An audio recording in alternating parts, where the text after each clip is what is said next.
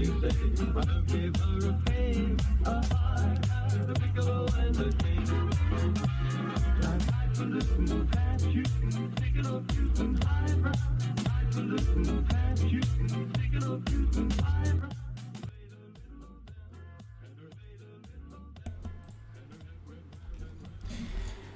everyone, how are you doing? I hope you're having a good Wednesday. Today we're going to be doing just a whatever Wednesday stream. My makeup hasn't oxidized yet, so enjoy my pale upper lip until the color corrects a little bit. Yeah, I don't know, we're just going to watch a couple different things. As you saw from the title, probably I have some stuff pulled up about Kathleen Kennedy remaining in her place as sort of head of Star Wars at Disney, and the Chuds are super mad about it, and I find that funny. Maybe we'll watch Heels vs. Babyface's review of What If Episode 2, where he's probably going to be racist. Bass FCZ is a video. This guy is a auditor who, like, goes places and tries to film people. And hey, there's something to be said for, like, filming the cops doing their job. Like, that's a good thing, but this guy's a complete dick about it, and he makes a jackass of himself. Yeah, the lady Doomcock said was gonna get fired, and has been saying for years, yes. Marcel bought a frat house, and he's trying to start a fraternity to get young men to come live in a house that he has access to. So that's fun.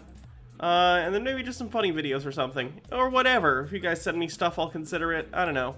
I wasn't feeling very good earlier. I had like a headache and my stomach was iffy. I was having a lot of stress. Oh, by the way, update. For those who were here at the end of the last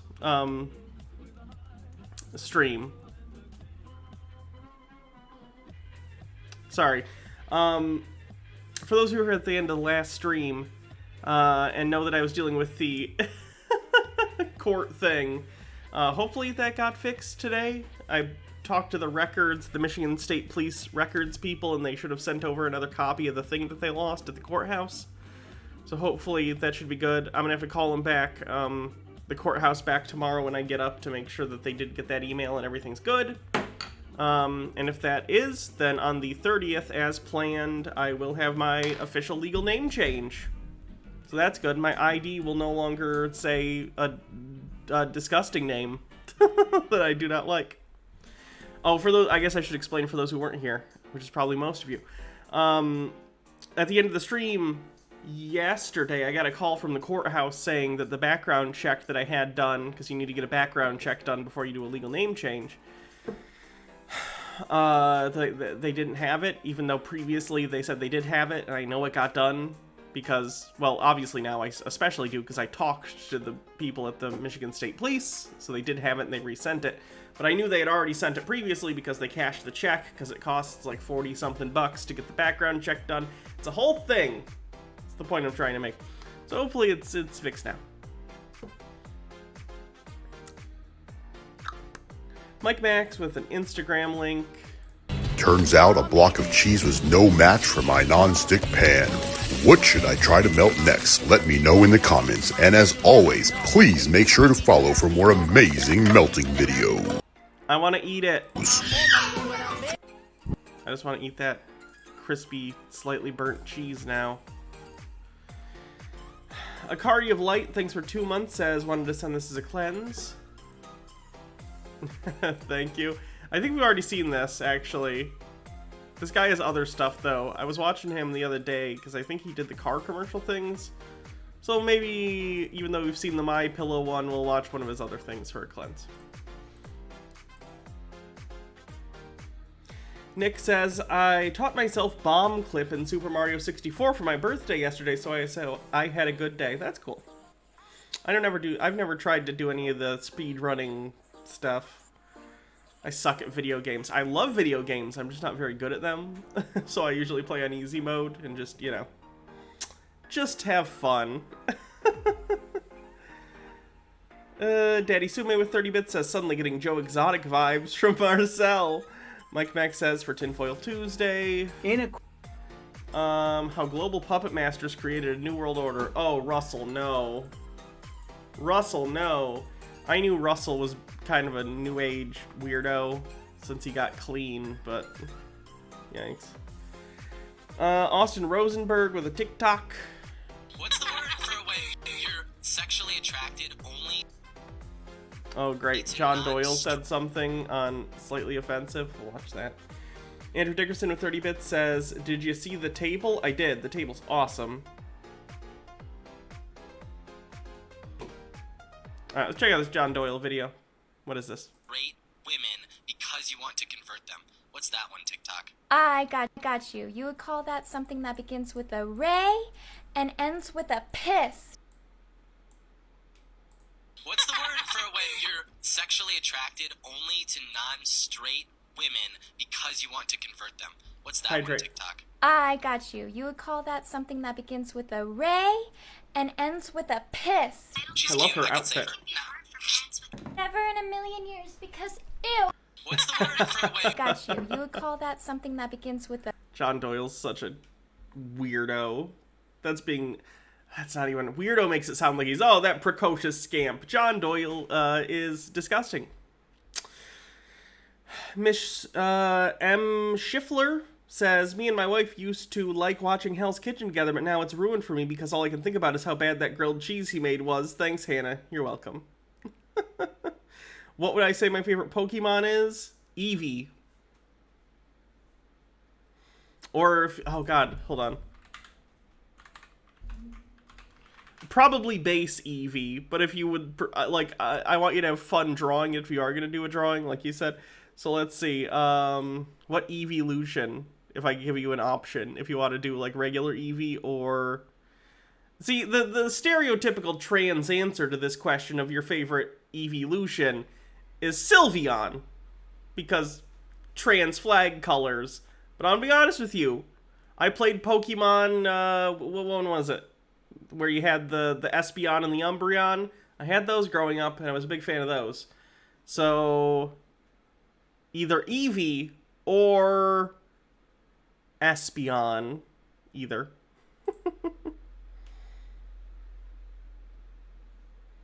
Struggling for Wi-Fi says, we all know Garbodor is the best Pokemon, Hannah. A pile of garbage Pokemon. Is that a real thing? Garbodor. It is. Okay. I'm not one of these elitist Pokemon fan. Don't even know if I'd call myself a Pokemon fan. I enjoy Pokemon and I watched it as a kid. I liked the anime and the movies. And I played Red and Blue, Yellow. I didn't play anything past that until, like, God, I think when the Hawaii one came out, Sun and Moon, I got that. And then I got the most recent one that's, like, the UK. And it wasn't very good. So. I did get Let's Go Eevee, though. And I enjoyed that. That was cool. Walking through and playing through Red, Blue again, but in sort of an updated art style. Sword and Shield, yes. I don't remember which one I got, though. I think I got Sword. I think. Charizard is a bullshit answer. Everyone says Charizard. I'm joking. Have your picks.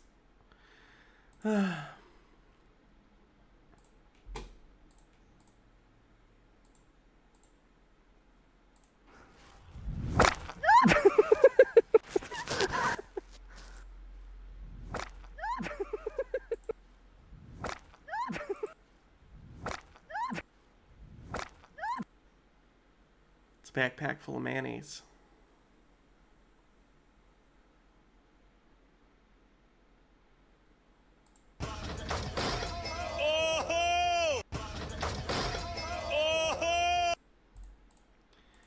Hey, Jordan Peterson's weird. Anyone who doesn't want to look at meat, it's cooked meat, but it's pretty gross meat. Look away. I'm about to show you Michaela Peterson's disgusting post. Okay? So if you don't want to look at disgusting piles of meat, don't look at this. About to click it. Michaela Peterson, I think this is on Instagram or Snapchat. I don't know. I don't really use either. Very often, at least. Says, how I eat on a plane. I bring food or I don't eat. No shame with my Ziploc bag of meat. Zero zilch nada. For those who don't know, Michaela Peterson, who is Jordan Peterson's daughter, is on what she calls the lion diet. She's basically an exclusive carnivore. She only eats meat. She doesn't eat vegetables ever, or fruit, or anything other than she eats only meat. And apparently she gets Ziploc bags of dry cooked chicken? ? I don't know what this is. It's either chicken or pork. Whatever. I guess it could be alligator. It's a white meat. Could be long pig. No, I'm guessing it's either maybe pork. Is it chicken? I can't tell. It's reading more pork to me the longer I stare at it. Either way, she apparently brings meat on a plane and eats it and makes everyone else hate her because you're going to open up that Ziploc bag and it's going to smell like someone brought a Ziploc bag full of disgusting meat on a plane.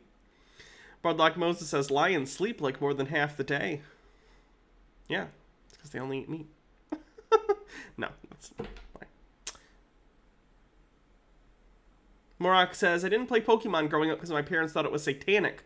Our pastor said in a sermon Pikachu was Japanese for fiend of Satan, but now as an adult, I think it's probably my favorite just sit back and chill series. Yeah, it's a good show. For a kid's anime. I played the games and watched the anime, but my parents didn't let me, there was a period where my parents didn't let me get into it, and it wasn't for, a religious reason. It was, at the height of the Pokemon craze. They didn't let me get into it, when the show initially aired, because they were afraid I was going to want to buy a bunch of Pokemon toys, which is weird, because, your parents, if a kid's like, I want Pokemon toys, and you don't want to buy 50 Pokemon toys, you just say no. Why are you keeping your kid from watching a TV show specifically for that reason? Kind of weird. But, yeah, so I didn't see it until I was a little older. I was still a kid, but, I wasn't into the craze when it was at its height. Hentai Skeleton says, legit, what are the chances that Michaela Peterson is just a cannibal and the whole only meat diet is a cover? Mike Mack says, it's funny how some MCU purist reactions to What If is similar to how some color or comic book purists react to the MCU. I can't wait for Legend Arceus. Are people freaking out about What If other than Chuds? I know Chuds are because of, Captain Carter. Oh my god, she's a muscular woman. In the second episode, they're they're all mad that they're portraying T'Challa Star-Lord in a good light because he's a black guy and they're racist. H-Baird says, I'm sick to death of this mother-effing meat on this mother-effing plane.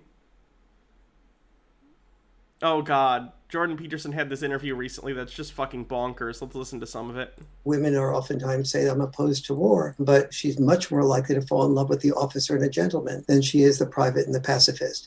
We talk about this even in high school. Most everybody's gone to high school, and most high schools have football games, and the women are the cheerleaders to go first and 10, do it again for the guy that scores the touchdown, either by throwing the pass or catching the pass. If the guy feels like it's too dangerous for him to play football and he leaves the football team, it's very rare that the cheerleader says, I noticed how good your listening skills were when you were in the huddle and how warm and tender you are. I want to continue cheering for you.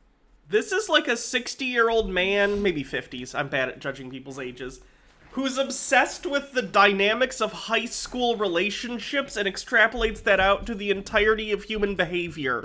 What a fucking psycho. No, Imagine being this obsessed with how shallow high schoolers are. Some of them, not even all of them. This is like a straw man high school dynamic that he's come up with. My high school wasn't necessarily like this, but I don't know. Elegant Disarray, thanks for 3 months, says, love you, Hannah, and all that you do. Thanks for keeping a good sense of humor even when the world is driving us all mad. Well, thanks. Gil Gank, thanks for 6 months. Speedy Yoshi says, Hannah, I love you, but please, my autistic ass won't let me not say this. It's Pokemon. There's an accent over the E. Pokemon. No, I'm gonna say Pokemon. Suck it. Bardlock Moses says, hype? 50 bits? I think it has to be 100 bits to start off the hype when it's, got a thing like that. Yep, there we go. Kirithan with 100 says, Train time. Whoop, whoop. Thank you.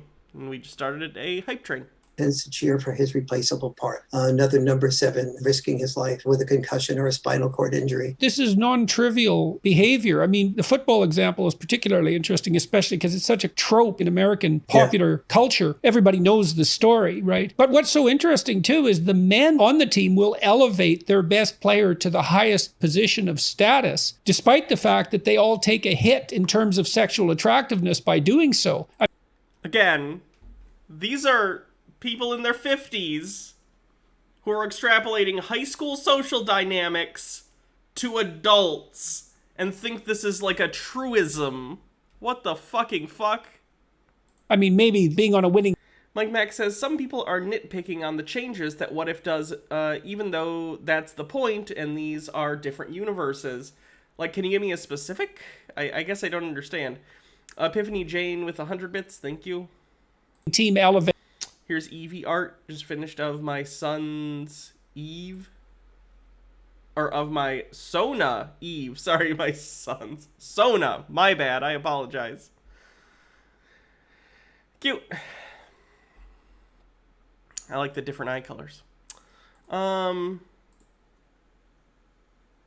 Simple Cat Girl says, how they even get into this conversation about football, I have no idea. Call for Butt Stuff says a call for a hype train with 120 bits and Bumble Homestead with 100 bits. Thanks for level 1. We're at 9% to level 2. A rising tide lifts all boats. Well, definitely, but it's still the case that they'll take a relative hit within the confines of the team to elect the man to the position where he's most likely to receive the favors of attraction from the most valuable, the most desired women. Yes. Men select the men that women select. Absolutely. It's very, very interesting to watch that happen. Yeah, absolutely. When people say, well, men are more competitive than women, that's not really true. Both sexes are very competitive for having the goodies that lead them to have the greatest amount of choice. Women will compete with other women about how they dress, what their dresses look like. If a woman is at a party and she's interested in one or two of the guys at that party and a really attractive woman comes through the door, she will assess what her chances are and how she should position herself. They're just I words, but they're older dudes instead of young, disaffected men. They're just 50-year-old I words. Bumble Homestead with 100 bits. Bardlock Moses with 100 bits says, bet they never played football. Morok says, the guy I had a crush on in high school was 200 pounds overweight, semi-pro RTS video game champ, right? Like, in my high school, almost everyone dated someone at some point. Elias in Wonderland with 100 bits. Jamie Lynn with 30 says, I finally caught a live stream at the beginning. I'm so happy. Austin Rosenberg says, my biggest problem is how did he convert Thanos? I just let that... Seeing as though it's a what-if story, I can let that go. I can say, fine, he talked him out of it. Whatever. In order to get him on the team, that's fine. I enjoyed seeing Josh Brolin come back, so... Bardlock Moses says, just to let people know, boys will play football to play football, not to get laid. Excuse me. Mike Mack says, how T'Challa got the name Star-Lord? Thanos change in character, basically the whole plot of the second episode and the new one. Gotcha. I haven't seen the newest episode yet. The third one. The Star-Lord thing, I thought about it, but I don't think it's something really worth complaining about. All you have to do is be like, oh, he was royalty, he was a prince on Earth, he knew that, and then he goes into space. Star-Lord.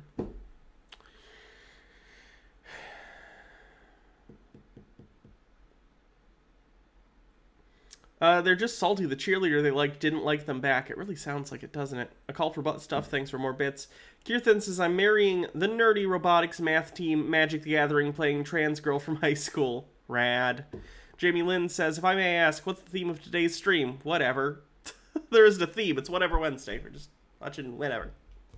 Daddy Sume says, oh shit. Yeah, I saw the Ron Jeremy thing. Ron Jeremy has been indicted on more than 30 counts of sexual assault stemming from allegations made by more than 20 women that span the last quarter century. Not shocking, I guess. But, you know. Call for butt stuff with 300 bits. Sassiest of Squatches says, what's the most efficient, effective way to support you? Want to donate sub, but not sure which method ensures it benefits you the most, or if it's negligible. Probably bits. I get 100% of bits, but it splits 50-50 for the tier 1 subs between me and Twitch. But subs are also helpful for other reasons because it brings people to the streams. So both are good for different reasons. If you directly want to financially support the stream, bits. If you want to help promote the stream and keep people coming to it, which is, of course, a long-term help, subs. They're both great. Speedy Yoshi says, cute trans comic for later. Thank you. Bardlock Moses, thanks for gifting a tier 1 sub. To make sure she just got to level 2, 0% to level 3. gets the contact with the man that she really wants to make contact with, and the men. How much of the bits go to the kitty? Enough to buy them food and toys and all their stuff. Will do the same type of thing around the things that they feel will lead a woman to be attracted to them. Jesus Christ, I hate Jordan Peterson. Oh, he's got another one too. This is hilarious. This one's pretty funny. Within marriages, if the male takes a status hit, he also takes a attractiveness hit. Hydrate. And it's a severe hit. I've seen this many, many times, and no one will ever talk about it, but it's definitely the case. Here's the best way to understand that bridge. The man takes a status hit. He starts losing respect for himself. His wife starts losing a little bit of respect for him, wondering whether or not that this is going to result in a job down the line, or whether some promise or belief that he has is going to manifest. Yeah, or if she's really the man she thought he was. He feels that less respect. And a woman, it's almost impossible for a woman to love a man she doesn't respect. I think that wouldn't be a man thing. Isn't it hard for anyone to love someone they don't respect? And let me anecdote this, right? So let's say you get unemployed, right? Let's say you lose your job. My dad lost his job at one point and was unemployed for 6 months. Fun story also, he's a staunch conservative and is anti-handouts and anti-welfare, but he was on unemployment and other social programs for about 6 months because he deserves it, but other people don't, clearly. Anyway, all that aside, for a while there, he did pretty bad. Like he's already an alcoholic and some other stuff, and it got worse, right? So I have no idea what the relationship with my mom was like at the time. It's never been good. They're not good for each other. But let's just think about this. What would make you lose respect for him in that case isn't that he's unemployed, right? Because people lose their job. I think everyone understands that, if you want to call that like a hit, whatever they're saying, in social status or something. But what the issue is how he reacted to that. It wasn't that he lost his job, it was that he lost his job and then immediately started drinking more and smoking more weed and, like, you know, whatever. That's the issue. The issue is not... The issue is not the unemployment, it's how he reacted to the unemployment. 77 Glider 670, thanks for subscribing with Prime. Speedy Yoshi with 40 bits and a link. Jeff Millarth with 750 says you're a quality streamer, have some bits, thank you. Freddy Yeti.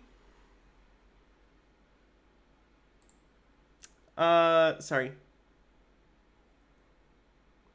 Freddy Yeti, thank you for raiding. Go check out Freddy Yeti here on Twitch. Alpaca Scent with 100 says Marcel in his beaver dam today. No, we have Marcel in his frat house, though. Jeff Millards, thank for 150 bits. The quartering did some shit, I guess. Should toy with a kid's sexuality. Oh, yeah. We talked about this at one point. We watched this quartering video, and I also dunked on it. Bardlock Moses with 100 bits. I'm not going to show this because it's going to be just straight up clips of Nightmare on Elm Street to illustrate that Nightmare on Elm Street has always dealt with, like, teenagers' burgeoning sexuality as part of the Nightmare theme. dealing with their anxieties and stuff. And the quartering's like, that's crazy if you do it with a gay kid, even though the second Nightmare on Elm Street movie is very gay, intentionally. Broadlock Moses with 100, thank you. I think it's 79% to level 3 with 10 seconds left.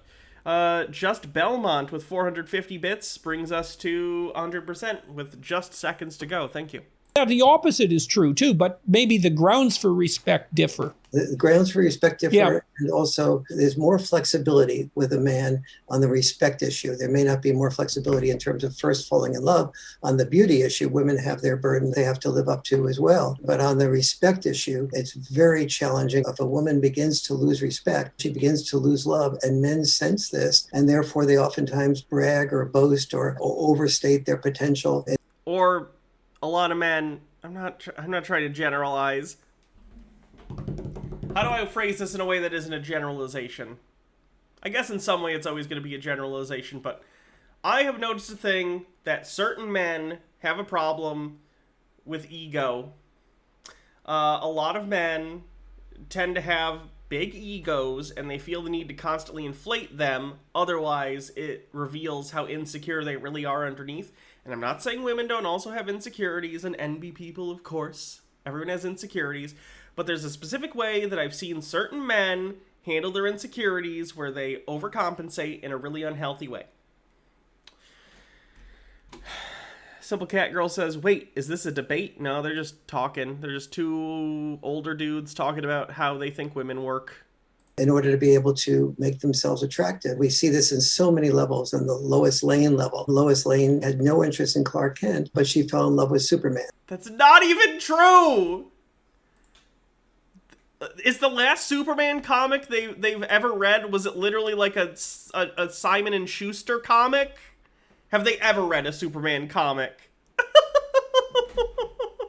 Also, if you're getting your dating advice from two young guys from New York in like the 30s, like they understand Lois Lane isn't a real person, right? She was written by guys in their 20s and 30s.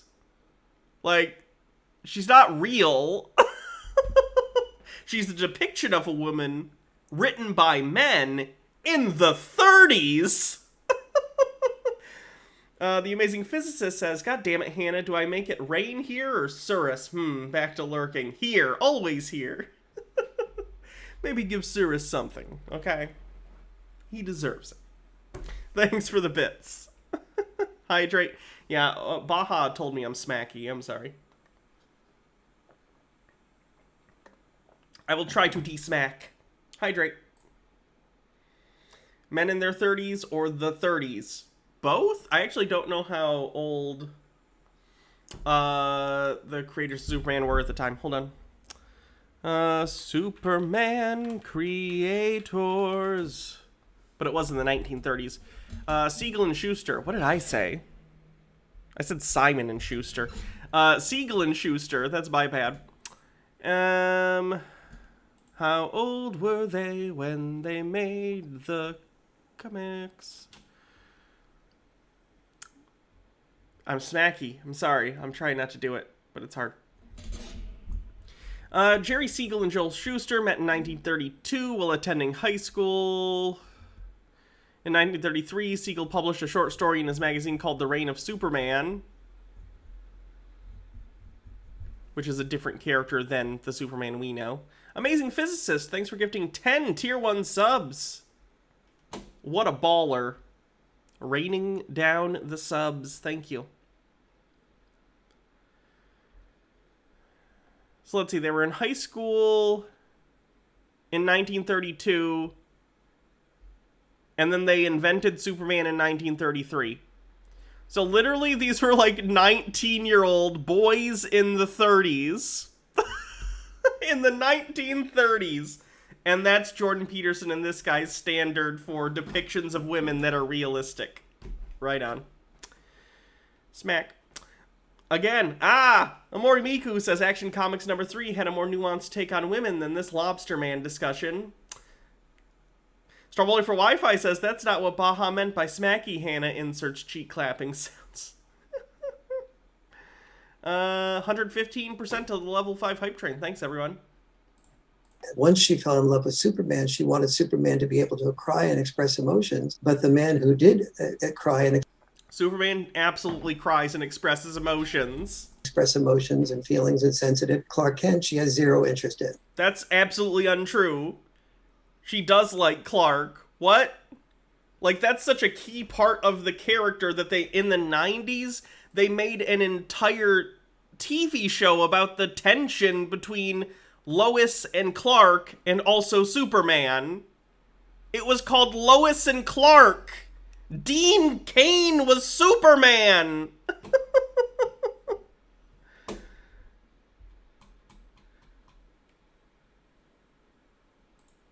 Women are oftentimes say I'm opposed to war, but Bardlock says it's a fucking love triangle. She's much more likely to fall in love with the officer and a gentleman than she is the private and the pacifist. I love when 50-year-old men sit around and talk about what women want. Yeah, I liked Lois and Clark. The recent show, I think it's called Superman. No, what is it called? One sec.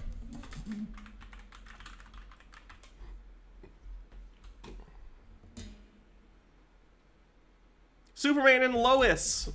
Oh, the whole pilot's on CW.com or whatever. I actually did like the Superman and Lois show. I've only seen like the first 5 episodes. I got to catch up, but I've enjoyed it a lot. And that's also about that, although that's about after they get married and have kids. I like the guy that they have playing Superman in that show too.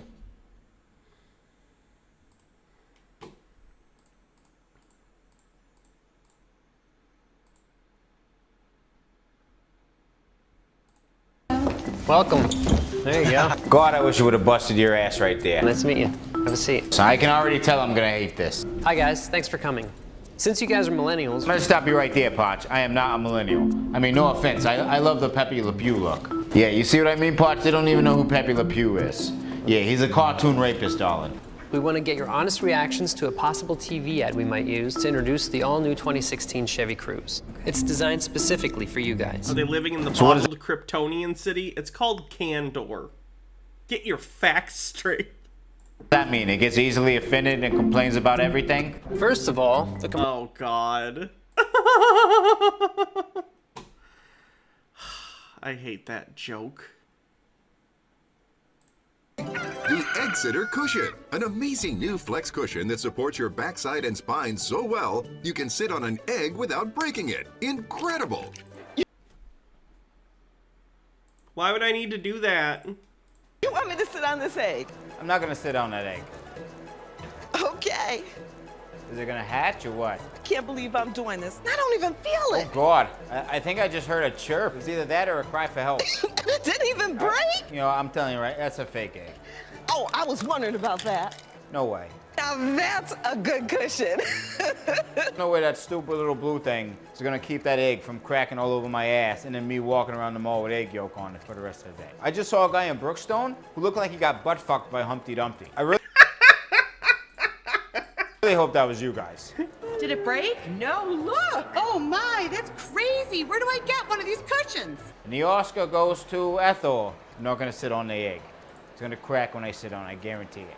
52 bucks? Yeah, I'll sit on that egg.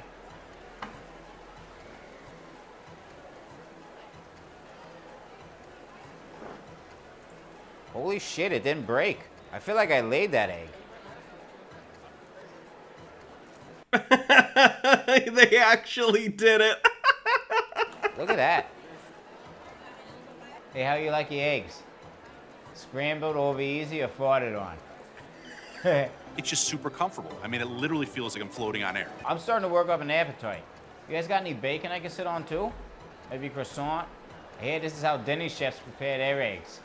The honeycomb design is constructed of Elasticor that absorbs pressure points by collapsing in on itself. Wow, it's so amazing right now how comfortable this blue thing is that I'm sitting on. I don't even realize that there's an egg jammed up my ass. Is that enough or you need more? You know what'd be great is if we cut a hole in this thing and then use it to take shits. You call it the egg shitter. This feels like a massage. It's loosening me up just as I'm sitting here. It's amazing. Good God, Ethel, keep it in your Spanx. Loved you on Golden Girls. And it's super strong and durable, always retaining its shape. Amazing. Mock the human chicken. I feel like a fucking idiot. Ooh, I like that. I can sit on that all day. Wow. We sure there's just an egg under there? See, some of the things I find funny, but then he says a thing and I'm like, I don't know. What's this? Someone sent this? That's a Five Nights at Freddy's thing. Oh, Wolf, what's wrong, buddy? I don't know, Freddy. I guess I'm just not really sure who I am. Like, there's this part of me that isn't right, and it makes it so well. I feel like, well, me. Well, why don't we change that? About an amount of time later. So, Roxanne, how do you feel now? Rockin'.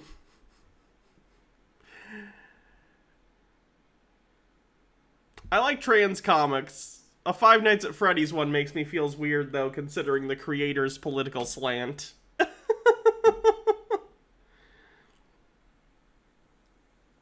It'd be a little bit like doing like a trans thing, but it's Harry Potter. Like, I get some people might like, ooh, that's the point. It's like, haha, fuck you, we're using your universe and doing progressive things with it, but it just goes, that wasn't a thought. I just started making noises. Can you tell I'm tired today? Sorry. Simple Cat Girl says more 2000s commercials. Oof. Can't watch the commercials for that.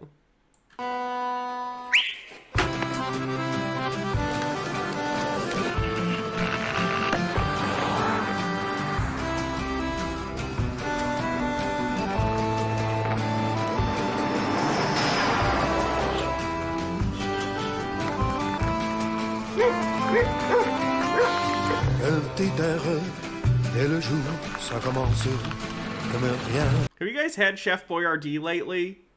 I don't know how I kept that stuff down as a kid.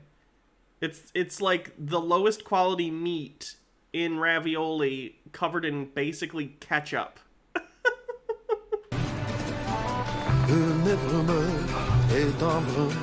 And I used to coat that stuff. I used to get as a kid like a big bowl, and then put and I'd microwave the Chef Boyardee ravioli or whatever, and then I'd take that Parmesan, not like actual good. This is before I had taste. I still don't, but I do for cheese. Not like Parmesan Reggiano, like actual like cheese, but the processed fake powder cheese that isn't really cheese.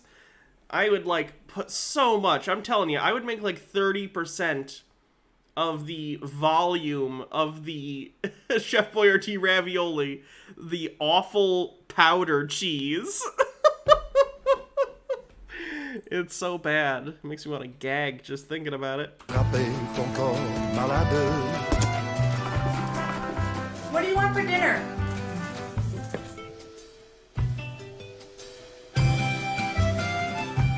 Chef Boyardee. Boy, this stuff is... I think the mom in the universe of this ad was like, did you steal that ravioli from the store?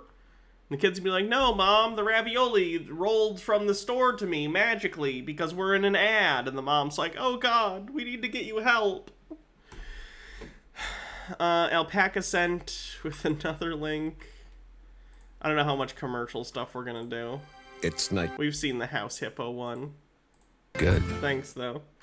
0M80 says, Hannah mentioned cheese. Oh, wait, we're not doing bingo today.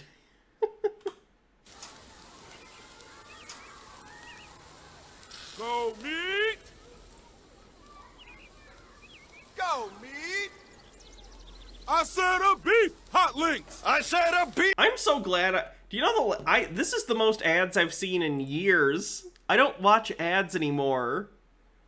Like, I have... On YouTube, I have YouTube Premium, and if I didn't have that, I have ad blocker. I don't have cable, so I only watch, like, Netflix and Disney Plus, and I have the ad-free Hulu. Ads are so obnoxious. I hate them. How do people deal with this? Amazing Physicist says, I haven't been watching and used to be active in the chat, but now I can give you something for all the months trapped. I appreciate you and thanks for all you do. Signed, TAP, or The Shadow Witch, or The Amazing Physicist. P.S. Can I get a little Rem Lazar? I'll always say yes to Rem Lazar.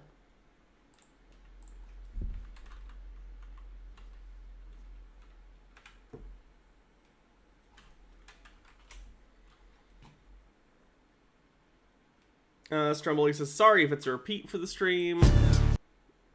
Yeah, we've seen the Folgers. Wait, have I shown you guys? I've seen the Folgers incest thing. I don't know if anyone else has. Mike Maxwell link. I can be your partner for the next race. Sorry, Sue Ellen. It's a brother and sister race. Maybe there's a contest for lonely children after this. It's only children, DW. A lonely child is what you're gonna be when I sell you. I love DW. Does Twitch have an ad-free option? I think Twitch Turbo used to be that. I'm not sure if that's still a thing, but you're subscribing to individual people makes ads not appear on their streams, or at least it usually. I think there's an option to make it so if people subscribe that they still get ads, but I don't know why you would do that. It kind of defeats the purpose of a sub.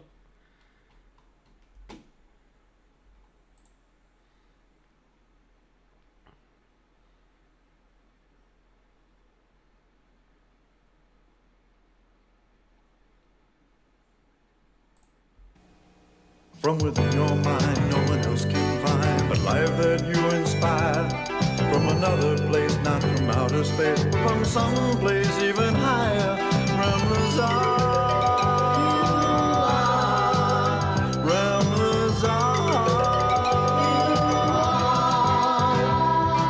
I can touch, I can feel, I can hear and see so much more than a fantasy. I can run, I can jump, I can dance and sing. Believe in yourself and do anything. Believe in yourself and do anything. From within your mind.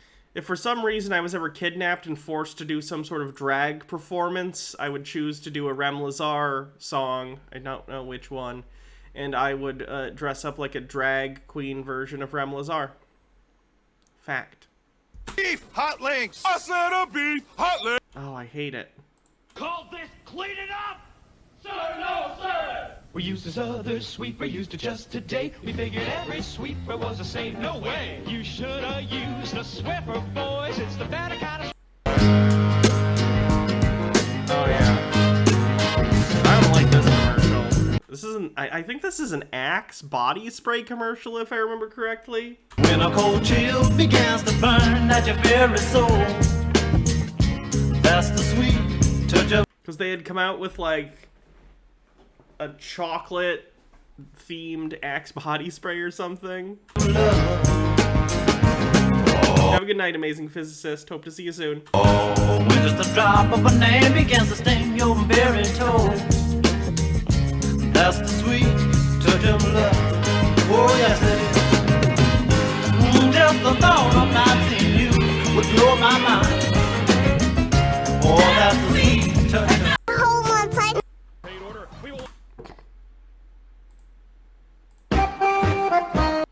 Racism in a Chinese laundry detergent advertisement. How racist is this going to be?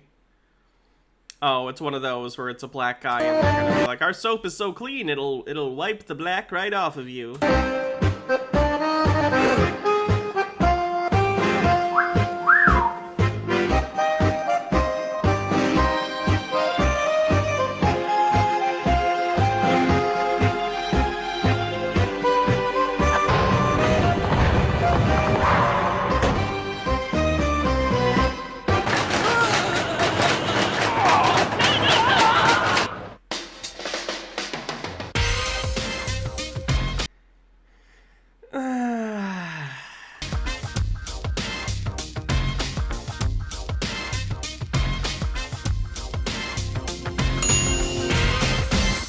Fucking yikes. Some people just sent some other videos. A guy in a Speedo. I'm gonna be safe and say no. I'm not risking it. Oh, fucking Mighty Beans. Beans are on the scene, mighty beans. They really something when they're jumping.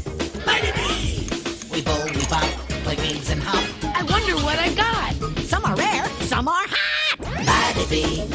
So many too. It would have been a bit funny if it was albino. Starts with AFJ. Thanks for subscribing with Prime. Alright, we'll watch this and then we'll watch some actual longer video things. I must have the wrong house. Sister. Are we doing racist commercials? Not necessarily.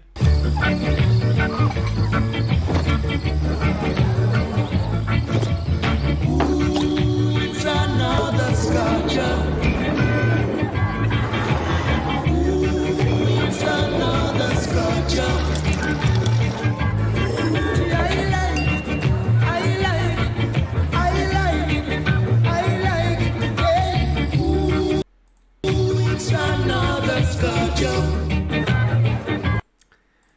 Oh, I missed you so much.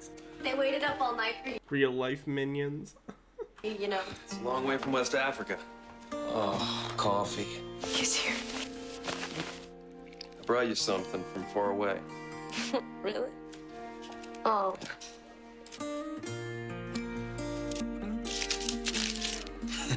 What are you doing?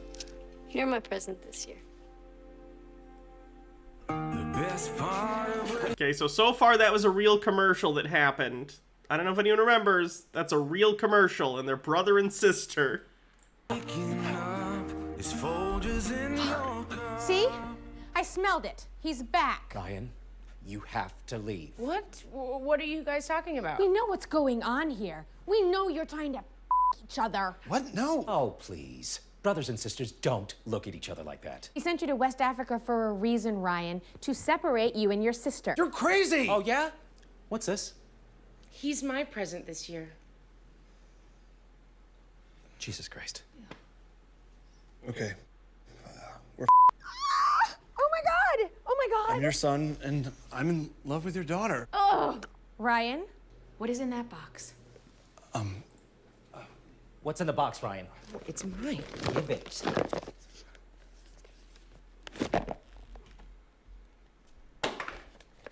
Unbelievable. Holy shit. Emily, I love that we have so much in common because we grew up together. And I just want to wake up every morning to the smell of you and Folger's Colombian dark roast. Emily, will you make me the happiest brother? Dad!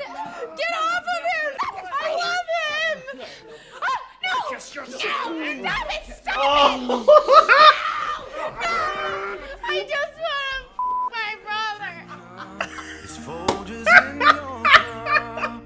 That's terrible. Above average. Click here for more videos. Click here to subscribe. That's bad.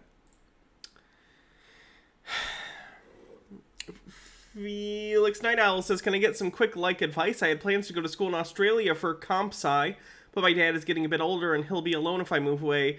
I'll feel bad if something happens and I can't take care of him, so do I live my life for me or for him? Oh my god, that's a big question. I can't give you advice on that. That's too personal of a choice, because there isn't a right answer. And I know that's a cop-out, and I'm sorry, but I don't think that's fair of me to try and... Because I don't know. I don't know your relationship to him. I don't know how he feels about it. I don't know.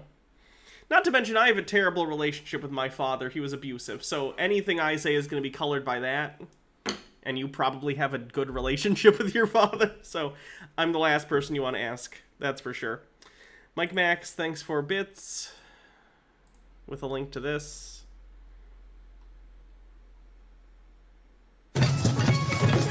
Yeah, that's a good idea, actually. Baja can give advice. Baja has a really good relationship with her dad. Need a tip when you're stuck in an awkward situation? Too easy. KFC's Crowd Pleaser. A huge variety of delicious chicken and plenty of tasty sides.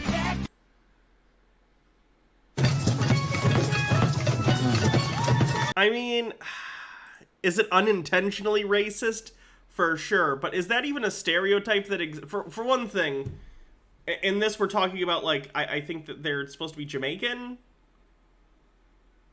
not like the stereotype about And it sounds like the commercial is from, like, Australia or something. Is that even a stereotype that exists in the UK about black people? Obviously, it's like, it's at minimum unintentionally racist. I don't know if it's intentional. Citosaurus says, just got out of therapy. What are we watching today? Glad to see you're doing a late stream. We're just hanging out, watching a variety of things. There's no direct theme. We're watching Marcel in a little bit. Some Chuds getting mad about Kathleen Kennedy keeping her job.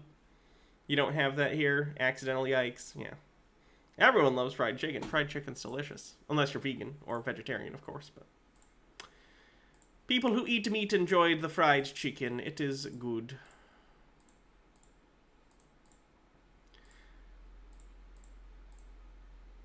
Ooh, I know what we'll watch. Okay. So on to the more serious videos, I guess.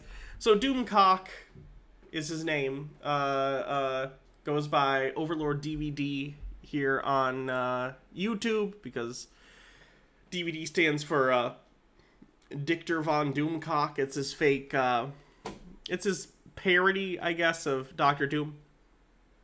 He's a chud. He basically gets rumors from 4chan or completely fabricates things himself in order to clickbait other chuds who are mad that, like, women are in Star Wars and stuff. And Star Trek, and basically be like, guys, for real, this time Kathleen Kennedy's fired for sure, and Alex Kurtzman's fired for sure. And now within the span of a month, they've both confirmed in real life, not Doomcock, actual news sites have confirmed that Alex Kurtzman's contract has been renewed and extended for Star Trek, and Kathleen Kennedy is going to stay in charge of Star Wars. So he's having a bad month. His grift is looking worse than ever. Even I think some of the fandom menace chuds are kind of getting sick of his grift. He makes them look bad, which is saying a lot, considering the kind of content most of these people put out. So let's see how he's reacting to Kathleen Kennedy, you know, keeping her job. And ironically, not ironically, just in a funny way, the title is Kathleen Kennedy rising from the grave? As to imply that at any point he was right and she was fired when she wasn't. She's just keeping the same job that she had for years. Like, she's not rising from the grave because you were wrong about rumors you got from 4chan. What are you talking about? Morak says, locked in a debate for what the flesh golem my time traveler is going to build should look like.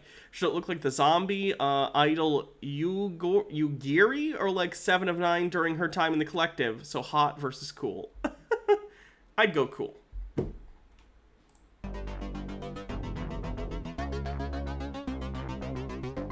Greetings, my friends. I want to thank you all for subscribing. I want to thank all of my channel members for supporting me in this endeavor to save pop culture. And if you...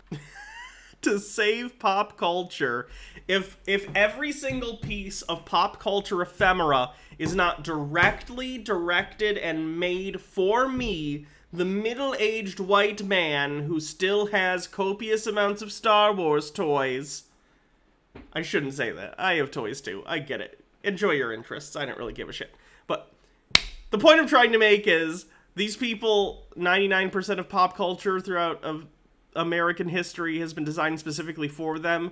And now that it's expanding to be more inclusive and include somewhat progressive messaging, again, we're talking about corporate milquetoast progressive messaging. All of a sudden, pop culture is broken and needs to be saved by these middle-aged white men who do nothing but sit around and talk about how much they hate Star Wars, even though they're watching every piece of media put out under the Star Wars brand. Just so they can complain about it. H-Baird says, is Doomcock Daft Punk's lesser cousin? If you are not subscribed, please consider supporting this channel. We need you. Thank you. Greetings, my friends. I am Dictor Van Doomcock, the future ruler of Earth, and I am posting a rare Sunday video today to discuss recent rumors that, like a vampire gorged on the blood of Star Wars, Kathleen Kennedy is rising from the grave and will have... Ken, she's not... She's staying in the same position. What are you talking about? her contract renewed, Like, having her contract renewed isn't rising from the grave, it's just staying alive. You have constantly been reporting for years, like, she's on her deathbed in terms of, you know, her goodwill with Disney, and this contract renewal just proves that it was all bullshit. She's not rising from the grave, you're just a bullshitter. As president of Lucasfilm. Now, this rumor is coming from one source and one source alone. Oh, guys, all of a sudden, Doomcock cares about the validity of rumors that he's reporting on now that they're against what he's been saying for years. He's fine with literally just, like, verbatim stealing shit people make up from 4chan, which is a real thing that happens. There was a YouTube channel, I forget which one, it's a Star Trek YouTube channel, that in order to prove that that's what Doomcock was doing, him and some other Star Trek YouTubers got together and they made up an intentionally fake rumor and posted it on 4chan and put secret messages in it, like if you take the first letter of, you know, every other word or something like that. So it would prove that it was them. And they knew this was false just to see if he would report on it, and he did. And he reported on it, and then he was like, my inside sources say this is correct, thus showing that not only does he just steal random shit Anons post on 4chan, and people make up stuff on 4chan all the time. It's basically the premise of the site at this point. And also that he will lie about having inside sources. It's hilarious. So he'll do that, and that's fine. But because this particular rumor goes against what he's been saying for years and his lies, all of a sudden, well, it's only one source. It wasn't Steve. No, it was someone else. Speedy Yoshi says, I liked The Last Jedi, but I get why people don't like it. And we all hate Rise of Skywalker, but it ain't Kathleen Kennedy's fault for being a woman. It's the fault of the writers not understanding what is good, and switching from writer to writer didn't help. Ideas can be good, but you have to stick to them. They basically wrote each movie in a bubble, not knowing how the next one is going to correct it, and that doesn't work for a huge movie trilogy. Yeah, I blame J.J. Abrams. Because, like, really great stuff has come out under Kathleen Kennedy, too. The Mandalorian came out under Kathleen Kennedy, right? A lot of some more animated stuff has come out under her on Disney Plus, stuff like that. Like, you can't blame her for the bad stuff and not also give her at least some credit for the great stuff. That doesn't make sense. A guy named Mike Sutton. Midnight's Edge recently did an excellent analysis of Sutton's rumor that Kennedy's contract is about to be renewed, that she will basically stay president of Lucasfilm until such time as she wants to retire. I gotta turn a fan on, I'm getting sweaty. Sorry. One sec. Rogue One. Yeah, a lot of people like Rogue One. I'll have to rewatch it. I don't think I've seen it since it came out.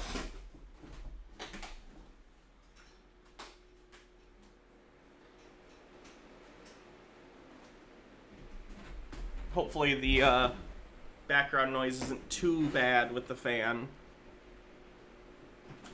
I brought audio foam, soundproofing foam, from my old house, by the way, because I was there last night. So in the next couple days I'll throw that up on the walls, so hopefully it'll be less echoey in here. I'm still working on the new office. Fans are freaking out. I feel absolute fury, nausea, and disgust at the mere suggestion of such a... Is Steve Shive still a chud? Steve was never a chud. Steve is the opposite of a chud. Steve has always promoted, like, very left-leaning and progressive values. I'd argue, I mean, and how do I put this in a way? I have nothing against Steve. I actually did some dickish stuff to Steve back in the day, because, like, he foresaw a lot of this, like, pre-2015. He foresaw a rise in a lot of, like, alt-right shit. And me and Jake at the time were like, what are you talking about? Because we were dumb and completely ignorant to this stuff and still being edgelord pieces of shit. So I have a lot of respect for Steve. I don't necessarily agree with everything Steve has ever said or done or whatever, but I have nothing against Steve. I still watch his channel. I think he hates me, though. Understandably. I was a huge piece of shit back in the day. So I get it, but no, I don't have anything against Steve. Unless he's done something that I'm unfamiliar with. That's always the risk of talking about any online personality. I don't stay super involved in a lot of people's personal stuff, so you never know when someone does something iffy. Tea with Goblin says, throwing a low spoon today, and we're about to find out if Sydney will blast through the 1,000 daily cases ceiling. Your streams is awesome, a welcome distraction. Thanks for the Chudley distraction.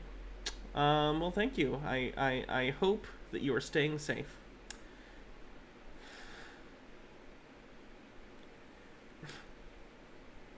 Speedy Yoshi says, Steve basically had the gift of prophecy. He was like, hey, maybe we should steer this movement away from going down a pipeline of hating women and gay people, and everyone hated on him. Yeah, it was awful, and I was a part of that shit. And I'll never live that down.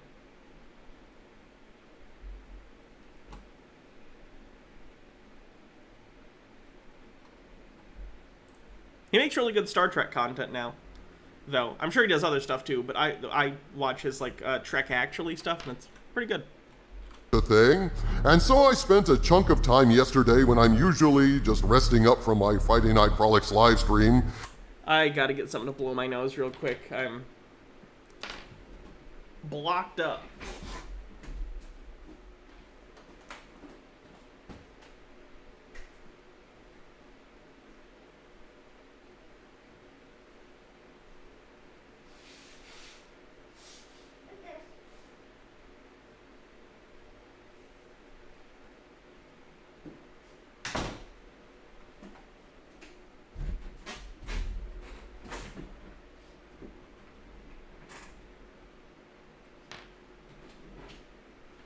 Which went for 6.5 hours Friday night, and I'm here to share my thoughts on this rumor and everything I've been told about it thus far.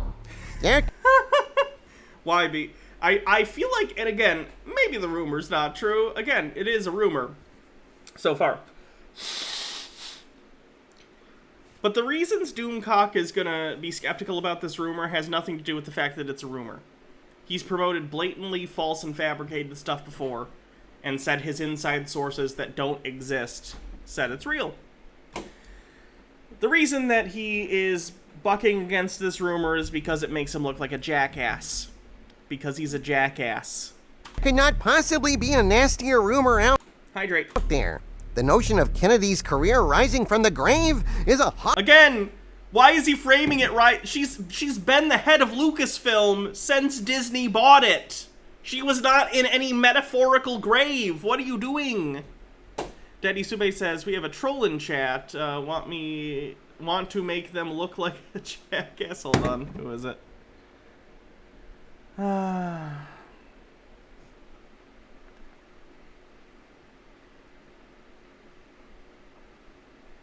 Oh, okay.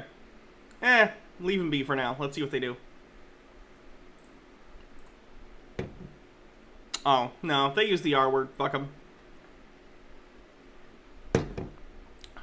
Horror story to terrify every real Star Wars fan.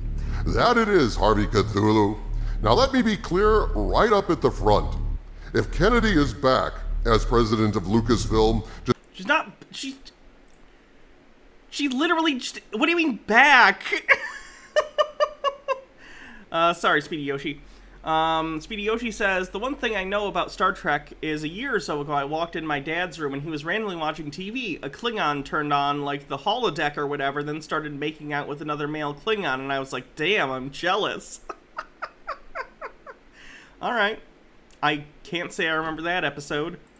Despite the enormous mountain of evidence that Star Wars has been all but irreparably damaged by Kennedy's mismanagement, despite the radical fracturing of the fan base, the declining box office grosses, and the collapse of merchandise sales in stores across this great country of ours, it is a clear sign that Disney doesn't give a damn about the fans. Doomcock, again, it just... Does he believe this, or is it all part of the grift? That's what I want to know. Because is there any adult, a real adult person out there who thinks that Disney or any giant mega corporation gives a shit about the fans in any way other than how they can extract maximum cash from them? Of course they don't care about you, Doomcock. They're Disney. They do not care about you except for the money they can take from you. They used to pander to you because you were a demographic that was the biggest demographic out there. You know, young, straight white dudes with expendable income. Nowadays, the market is much more diverse in terms of people who have expendable income and who buy merch and stuff. So now they pander to a wider group of people. Star Wars still has plenty of straight dudes in it, but it also has more women, more non-white people, whatever. It's fine. Who cares? It's a good thing to have representation. If they bring Kennedy back, it is a clear signal of utter disrespect for George Lucas, Favreau, Filoni, and everyone that loves that galaxy far, far away. And you know what we always say, Harvey. Without respect, we reject. I have You put a gay in a movie, Disney! Stop disrespecting me! said it all along. There are at minimum 3 conditions that have to be met before I will return to the ranks of Star Wars fans.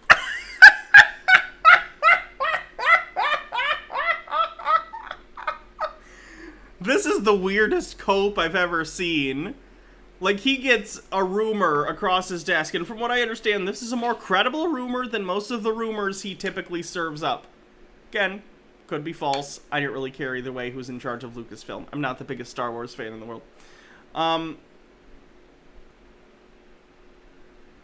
A rumor comes out that says you've been wrong all along and Disney is continuing on the business decisions they've been making because it's been very profitable for them, because as it turns out, your fandom is not the center of their monetary universe.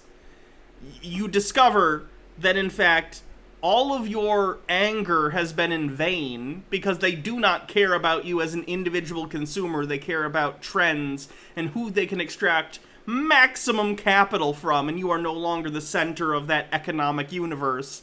And your response to finding this out is to double down and act like they give a shit if you self-identify as a Star Wars fan?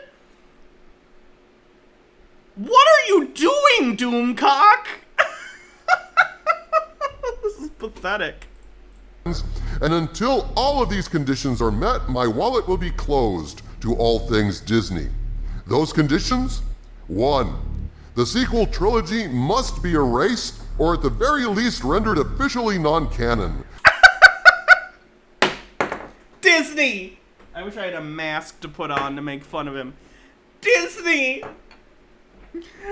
I'm only gonna come back to the Star Wars fandom if you erase 3 movies that are some of the highest grossing movies of all times from the canon.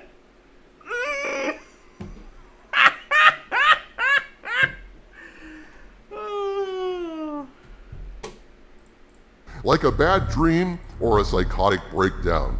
2. Gina Carano must be offered the chance to return as... Bring back bad UFC actor lady. You go to Ben Shapiro's house and you punch him in the face and you say, Mr. Shapiro, bring back Gina Carano. We want her. We want her to lead a series even though she can't act for shit. Okay, I got, what's the third? What's the third? I'm guessing the third, and I haven't seen this. The third point is either going to be make Dave Filoni or, what the heck's his name? He directed Iron Man. Jon Favreau. It's going to be either make Filoni, who did the Clone Wars series, and he's like a good Star Wars writer. Filoni or the other guy as the head of Lucasfilm. That's my guess. Cara Dune. 3. Kennedy's reign over Lucasfilm. Oh, I see the Chuds being cringe. I think it's funny. It's entertainment for me. Well, I entertain you. I make jokes over here, and then I look at this person and I laugh at them. Must end. These conditions are not negotiable. We can't live with the degradation of Luke Skywalker moving forward. Can't live with Han Solo dying like a punk. Can't live...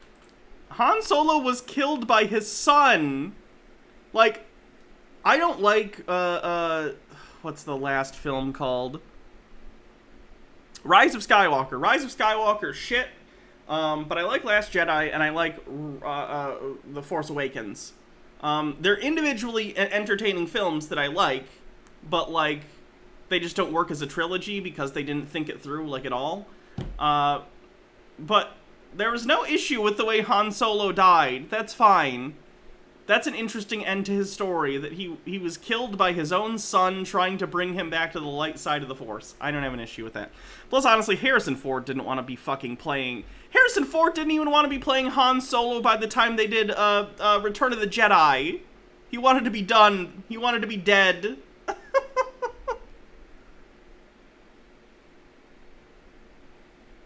Felix Night Owl says, also, more diversity equals more representation. More representation equals more viewers. More viewers equal more revenue. More revenue equals more movies and shows we all love. Right? This is, how do they not understand this? Yeah, he wanted to die in Empire, but they did the compromise where they froze him in carbonite so he could decide later, like, are we going to kill Han Solo off? Or are we going to, you know, have a 30-minute... plot cul-de-sac at Jabba's palace. I love Jabba's palace. That's a great sequence. But it has almost nothing to do with the plot of Return of the Jedi other than, oh shit, we froze Han Solo. We gotta go get him before the movie can actually start. With the amazing Wonder Ray being the bestest ever. Gina Carano. He should do more voices like that. It's done so well in stopping Kathleen Kennedy from continuing to be the head of Lucasfilm. He should do more voices. It seems to be working. Was absolutely and unfairly abused when she was fired, so that cannot stand. And Gina Carano was abused for being a chud. He cannot spit in the face of fans and reward Kennedy for her staggering failure with the sequel trilogy, with the laughable High Republic, and with fan relations. Recently, I've been very optimistic about the future of Star Wars because the first of these conditions seemed to have been met. Kathleen Kennedy's contract was not going to be renewed. That was a rumor you picked up! There were no indications of that! The Star Wars franchise is like making the most money for Disney that it ever has. Between the theme park and the Mandalorian stuff, and the Clone Wars finale, and the Bad Batch that just came out. Like, Star Wars is making a ton of money, Doomcock. How can you not see this? While I reported on this as a rumor... And by the way, it's complete... I'm not here defending, like, the sequel trilogy. If you hate those movies, that's fine. I don't necessarily agree with you on all of them. I like The Last Jedi, but I understand that's the minority opinion. It's fine if you don't like these movies and you hate them. But this level of, like, toxicity around demanding that your personal view change the course of a multi-billion-dollar company because you're mad that Laura Dern had purple hair is, like, the weirdest complex ever.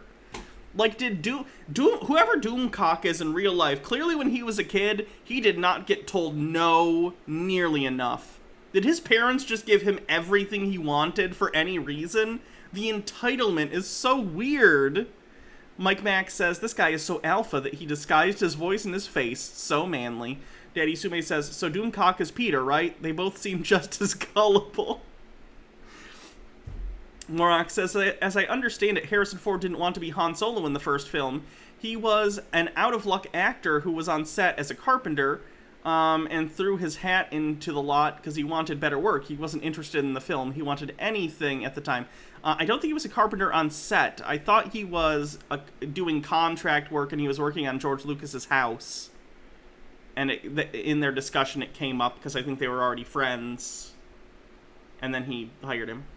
M. Scheffler says, I liked all three of the sequels. I guess I'm weird? No, that's fine. I don't care. It's a movie. This is like the discourse that should be happening if you like or dislike a movie. Oh, you like that movie? Oh, I dislike it. Oh, cool. Why? And then maybe have a friendly conversation about it. It could be a heated conversation even, because that could be fun, but like, I'm glad you liked the movie. That's a movie you liked. I didn't like Rise of Skywalker, but if you did, fuck yeah. Right on. I'm glad someone liked it.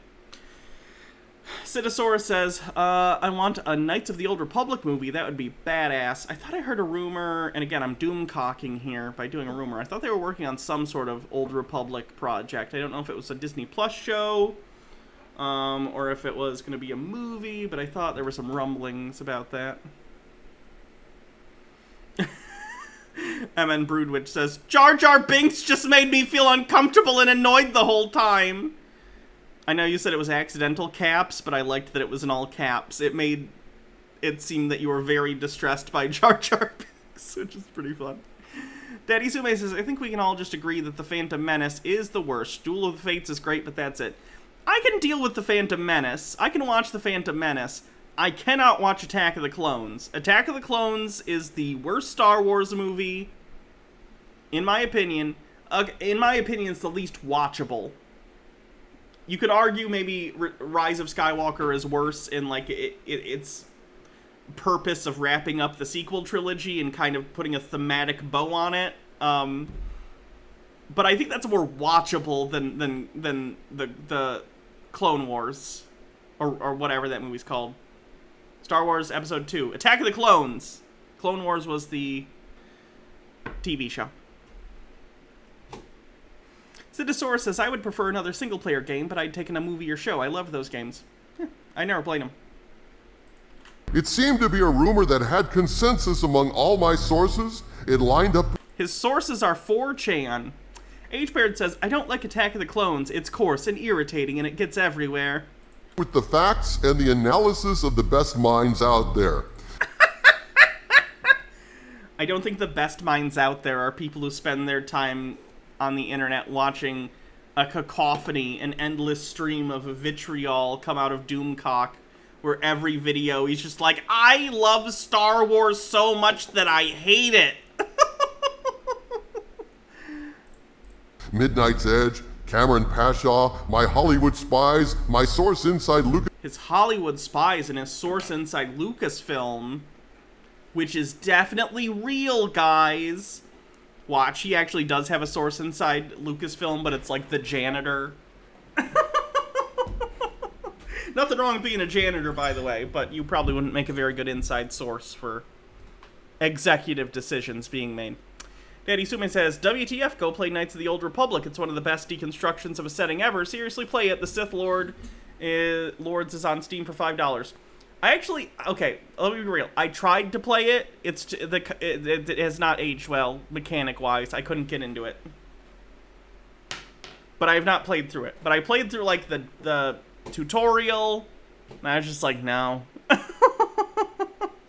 Can't do it. Lucasfilm all agreed to various degrees that when it came time to renew Kennedy's contract, Disney would decline and allow it to simply lapse. No harm, no foul. And yet, this rumor is foul indeed. It is. Now, the problem with rumors is, of course, they're rumors. That's what makes them rumors and not facts. They can be wrong. They can be nonsense. They can be disinformation. They could be partly true and partly mistaken. You're literally describing why no one should watch your show. Morok says, it's been a rumor that Rian Johnson is in pre-production for a mid-Republic movie focusing on Yoda. Oh, cool. Felix Night Owl says, have you seen Season 7 of Clone Wars? I loved Ahsoka Tonto. Have you seen the new Bad Batch? I've seen none of Clone Wars. I know, people are like, you gotta watch Clone Wars, it's so good. I'm not the biggest fan of Star Wars. Like, I like the movies fine. I know enough of the lore to get by. I really like The Mandalorian, but, like, that could have been set in a completely different universe, and I would have liked The Mandalorian. I just like that show. I don't really have an interest in watching Clone Wars. Will I watch it someday? Probably. There's a lot of stuff to watch, but someday I'll probably watch it. I just, I'm not super interested in what Anakin and Obi-Wan and her were up to during the Clone Wars. I just don't care. Oh, and I did watch the first episode of The Bad Batch. It was good. Again, I'm just not super interested, so I didn't keep watching. Chrysia says, cheat code and give yourself a lightsaber from the start. Well, that's not fun. Daddy Sume says, hi-ho, silver away. I don't know what that means. And there's never any way to be sure. That's why, when I do a video about rumors, I make it very clear to all but the stupidest people or the most shameless SJW scumbags who just live to tear other people down. Wait, is he criticizing people for wanting to tear other people down when his entire job is promoting bullshit rumors that he gets from 4chan about how, you know, people he doesn't like are about to get fired imminently for 4 years? Knights of the Old Republic was trash. You missed nothing. I'll die on this hill, says M. Scheffler. Daddy Sume says, you said Ahsoka Tonto and not Tano. Oh, okay. Tano. My bad. That I can't attest to the truth of the... You can't believe he still says SJW in 2021. He has dyslexia, apparently. He thinks it's 2012. ...rumors I present. No, wait. That's not dyslexia. That's, dyscalculia? I think is when you mix numbers up. I ruined my own joke. And I tell everyone to take them with a grain of salt. In fact, with graphics, titles, and my actual spoken words, I do everything humanly possible to make sure that everyone knows that I am presenting rumors as rumors. Okay, the problem though, Doomcock, is that you then act like those rumors are very true in your rhetoric about what you think is going to happen with Star Wars, and you back these baseless rumors up by saying you have inside sources at Lucasfilm or Paramount, which is, we know is false. You're lying about having these sources because you got tricked multiple times into reporting on 4chan rumors that were intentionally constructed to trap you into reporting on these false rumors. And for those rumors, you said, my inside sources corroborate this, even though we know who made those. They made a whole video showing them making them and saying, you're full of shit. You can't stand behind, well, I said it's a rumor, when you're lying and saying, I have inside sources that say this is true. That's not just a rumor. That's you saying, this is the rumor, and I am a journalist, air quotes, who has inside sources that are confirming this rumor. That's more than just saying, I heard a thing. There's nothing wrong with rumors. There are rumored channels that I've listened to before, as long as you take it with that. But they handle this shit entirely differently than Doomcock. Anytime I watch, like, a rumor channel, like a channel that's dealing with, like, I watch Doctor Who, so sometimes I'll watch videos that are like, you know, Doctor Who season 14 rumor, you know, whatever. They do not handle it like this. They don't lie and pretend that they have inside sources. They don't say, like, I think this is true, or whatever, or if they do, they're very, very careful about how they're wording what they say and why they think it's true. Doomcock does everything in his power to make his audience think he is an insider in some way or has access to insiders who are confirming these rumors. It's an illusion. Not as facts. It's a... Morak says, Clone Wars is okay. I was always more of a Rebels fan since I've had this big dumb crush on the Imperial Grand Admiral Thrawn since I first read The Heir to the Empire back in the 90s. He's one of the main antagonists of Rebels, and his return was teased in Mando Season 2. I still gotta finish Mando Season 2.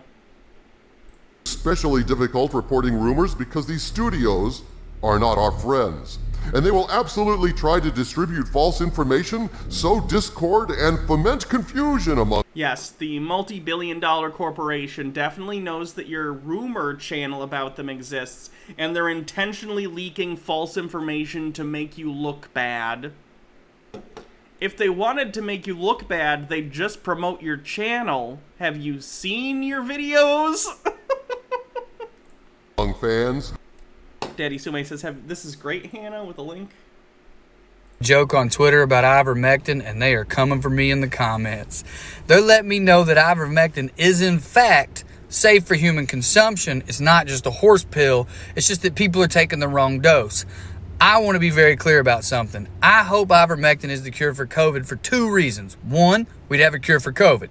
2, that would be the funniest version of this story possible, because that would mean that these people overcame a global pandemic and a global conspiracy of hiding the medicine, beat the government, big pharma, the internet, big media, all lying to them, beat all that, and then got murdered by math. Y'all are out here letting the metric system take you out after beating all that? I didn't realize fractions were killing more mammals than this disease, but that's impressive to me. Which brings me to a lesson that I think we can all learn from. Do illicit drugs, and you'll never get grams and milligrams confused again. I made a joke on Twitter about... Fun. Tinfoil Eevees. Cute.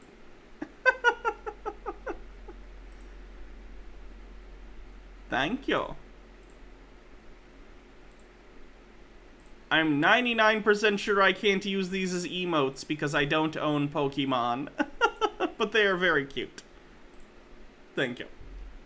I will save them for my... I was going to say personal use, but that makes it sound like I'm going to masturbate to a PNG of an Eevee head with a tinfoil hat.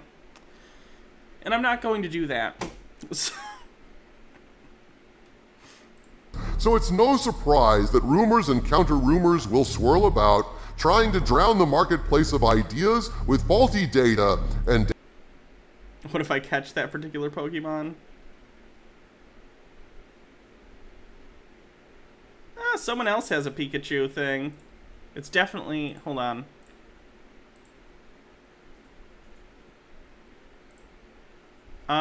Did you fully draw the Eevee head? Is it taken from anything, or did you fully draw that yourself? Vaporeon copy pasta incoming. I knew someone was going to reference that. God damn it.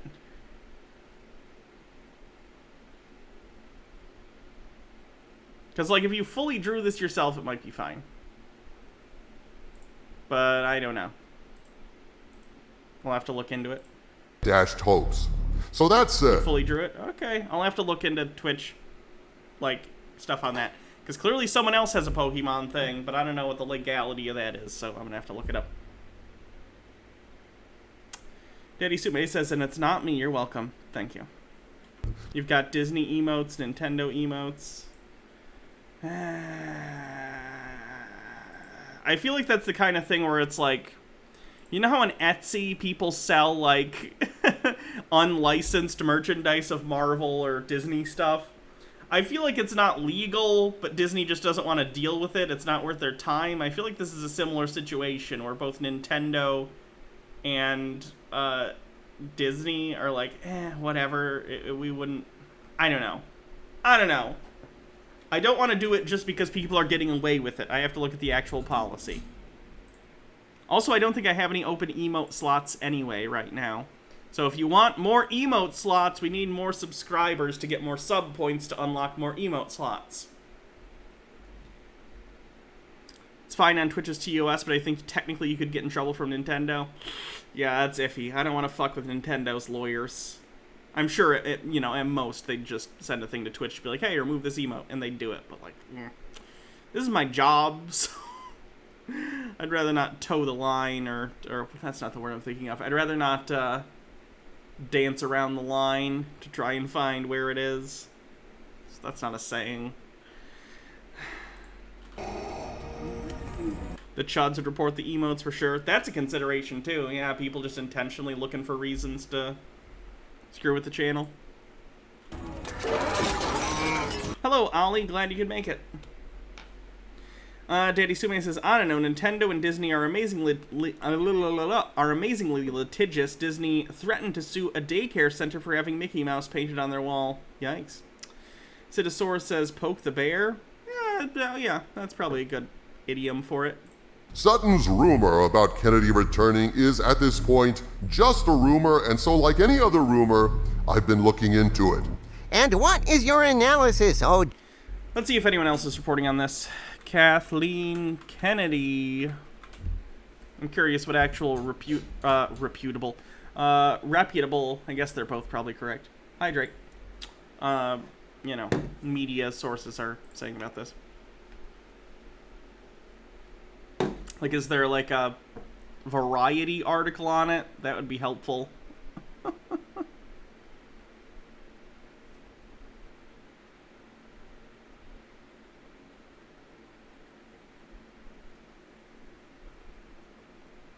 Yeah, I don't have anything that says, like, this is from Epic Stream. Like, I don't know that website. So. Dread helmeted one. At this point, while I can't say for sure one way or another, since it is, after all, a rumor, At this point, absolutely none of my sources has heard anything about Kennedy returning. Sources, air My quotes. network of Sassiest of Squatches, thanks for 3 months. Hollywood spies has been asking around and are only Hollywood spies. getting shrugs as replies. No one has heard that Kennedy is being renewed. But interestingly enough, one of my sources who claims to be an insider at Disney and or Lucasfilm Claims to be an insider is a pretty big bullet point, isn't it? actually predicted this rumor would be leaked. Back on July 30th, in the midst of receiving some information about the new Thrawn project, Rebels 2.0, my source told me, quote, "Watch out for malicious rumors coming out from the woke crowd. The Kennedy propaganda machine is in full CY." What? That doesn't even mean anything. Why would someone intentionally circulate false rumors? Maybe this is a thing where... Does Doomcock think if he circulates false rumors about her getting fired, she's more likely to get fired? Because that's not how anything works. But maybe he thinks that, so in his head, he thinks other people think the same way. So in his head, he's like, ah, yes, SJWs must be promoting false rumors that she's been rehired or her contract has been extended, because that will make it more likely to happen? Again, this is not how time or this is not how A to B to C works. You can't make something happen by just spreading rumors about it. CIA mode and are putting out some outrageous lies, including a rift between John and Dave, Gina Carano being salty, although she is justified in being angry, and Kathleen. So she is salty. Of course Gina Carano's salty. Why wouldn't she be? I mean, honestly, a reasonable person would be like, I fucked up, and apologize. But of course she's salty. She's a chud. Kathleen Kennedy staying forever. And exactly as prophesied, it has come to pass. Indeed, Harvey. Isn't it prophesied, not prophesied? Then on August 10th, when this Mike Sutton rumor was first mentioned in a live stream, I wrote back to this source and asked, some guy named Mike Sutton let it drop in a live stream very recently that Kathleen Kennedy is about to get her contract renewed. Is this some of the disinformation you talked about, or has there been some kind of new and awful development? And in response, my source replied, quote, this is exactly what I've been talking about. Mike is a longtime friend of the Hollywoke crowd and has not only drank the Kool-Aid, he went back again and again for more.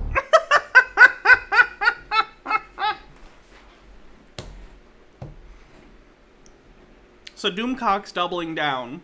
Let's say it comes out in the next month or however long that Kathleen Kennedy's contract has in fact been renewed. He knows this makes him look like a jackass, right? This, like, if she has her contract renewed, and she may or she may not, I don't know. I have no vested interest in it. Genuinely, I don't care. But if she does get her contract renewed and this rumor turned out to be true, this definitively shows that he's full of shit and all his sources are nonsense. Why is he doing this? I guess his audience won't care either way. He's been definitively proven to be full of shit before, too. So... Boxer Brit, thanks for following, says, I've never been here before and I have no idea what I just walked into. A shit show. Welcome to the stream. Right now we're watching, there's this guy called Doomcock on YouTube. He really hates Star Wars, which is fine. I don't care if people like Star Wars or not. I'm not the biggest Star Wars fan in the world. But he's unironically the kind of person who, like, blames things on SJWs in the year of our Lord, 2021. He's very funny. He's kind of a lol cow. Unquote. Now this next bit is Mia2401, thanks for following. particularly telling, folks. My source then added, back on August 10th. Oh, his neck! I can see his neck! This is the first time I've ever seen real Doomcock skin. I don't like it. Joey is Strong, thanks for 3 months. Joey is Strong says, I'm drunk. Stay hydrated. Quote, KK over the last week has been making a last push to get her contract renewed and suck up to the killer bees in order to get her way. It hasn't been effective, unquote. So basically this Sutton guy is woke and this rumor might be... Who doesn't Doomcock think is woke?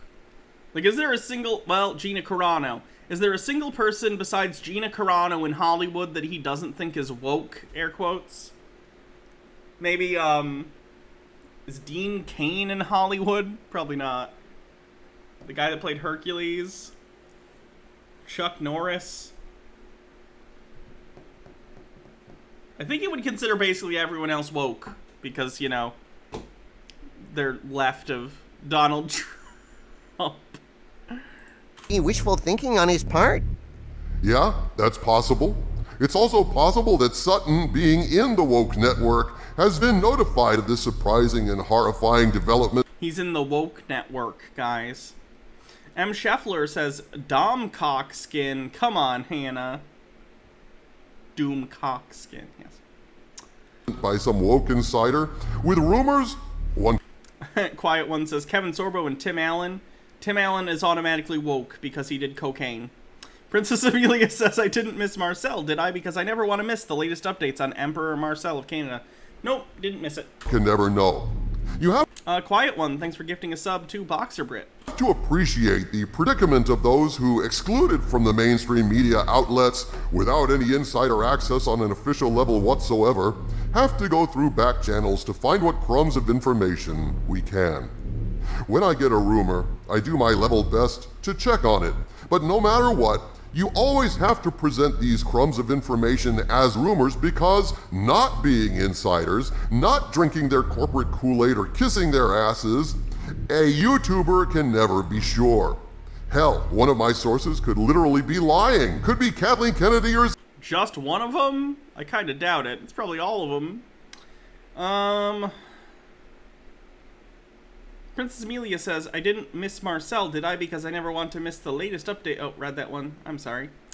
Nick says, cocaine, more like woke. Self dropping lies and false information. How would I know for sure, given that most of my sources, like most sources in the mainstream media, are wanting to be anonymous? Now, this is, in a way, a kind of data warfare, and given that, what is the main goal of Hollywood and mainstream media? Shit posting about Star Wars makes you part of a war. What's up with weird right-wingers and constantly wanting to feel like them posting things on the internet is a war?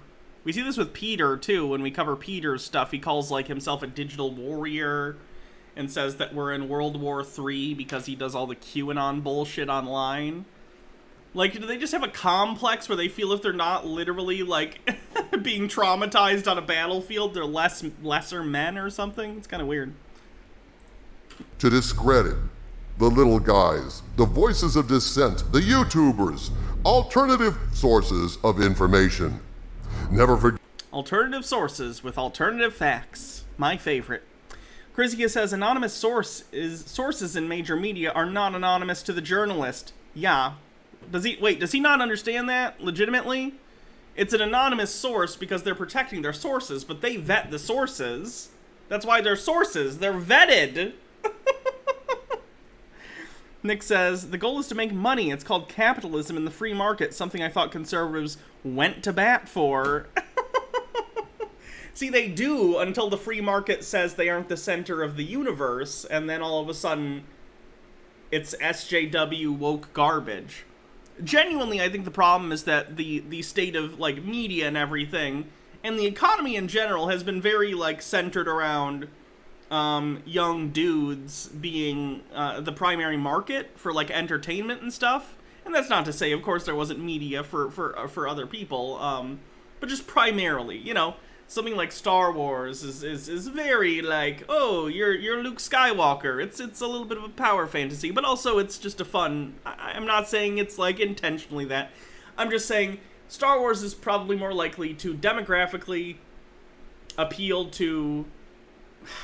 See, no matter what I'm gonna do, I'm painting with a broad brush, and I don't like that. Scrap it. Fuck it. What I'm trying to say is, the kind of stories that used to get told tended to appeal to a certain demographic, and nowadays they try and broaden and have more representation from all sorts of different kinds of people.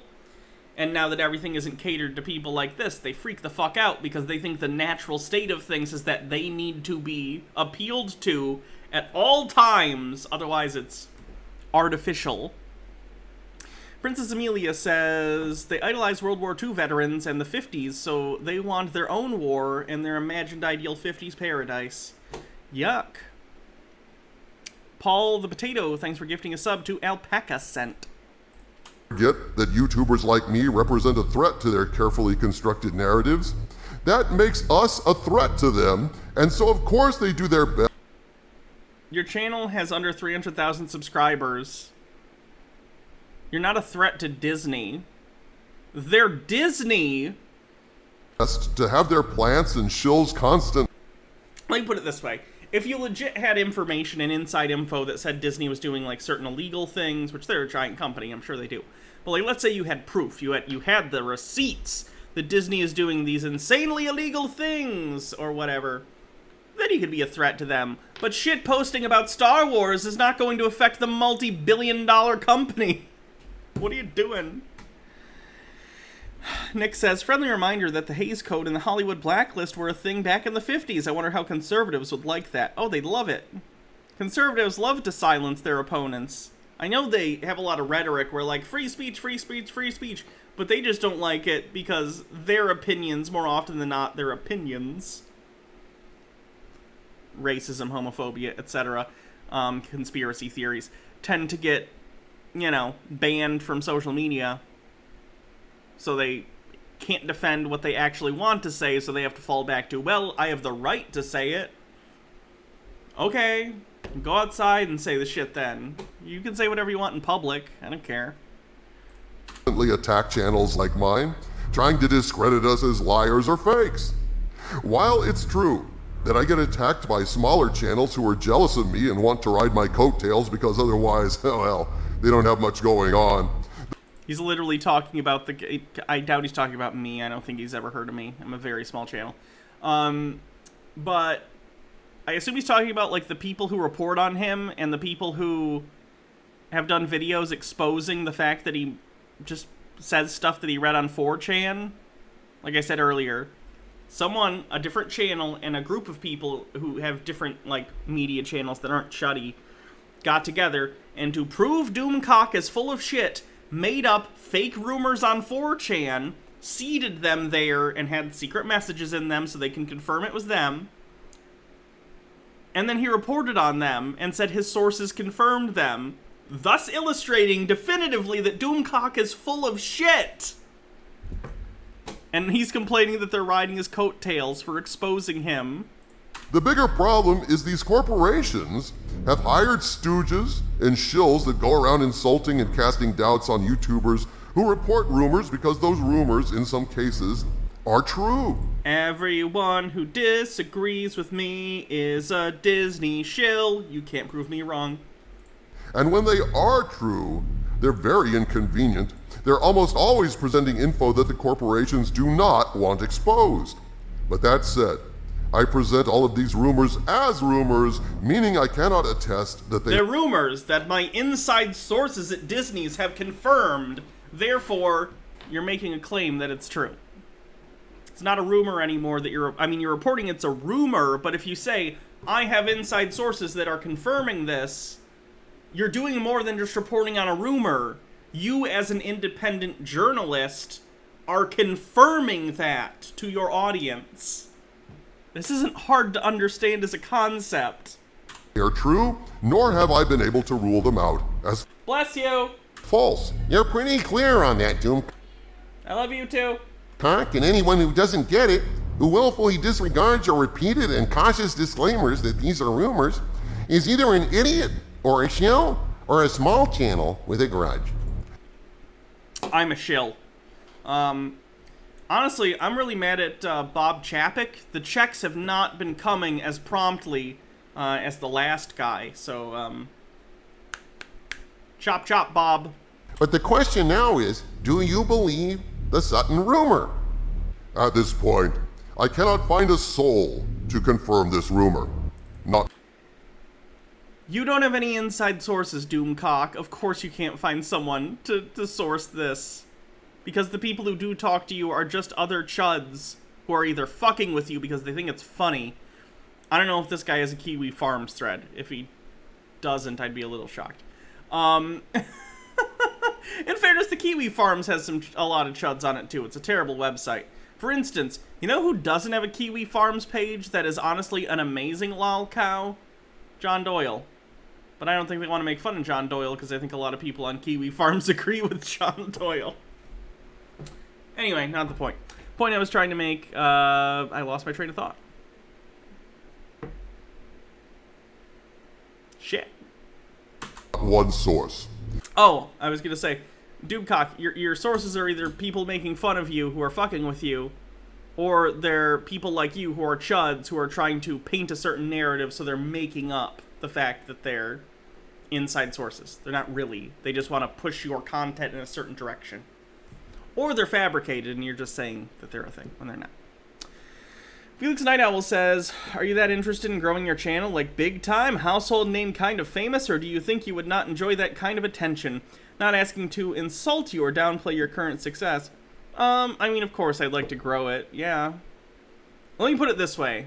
If I had a genie wish, and I could, like, promote my channel using that genie wish, I would probably wish to be successful on YouTube and Twitch, but not so successful that it gets obnoxious.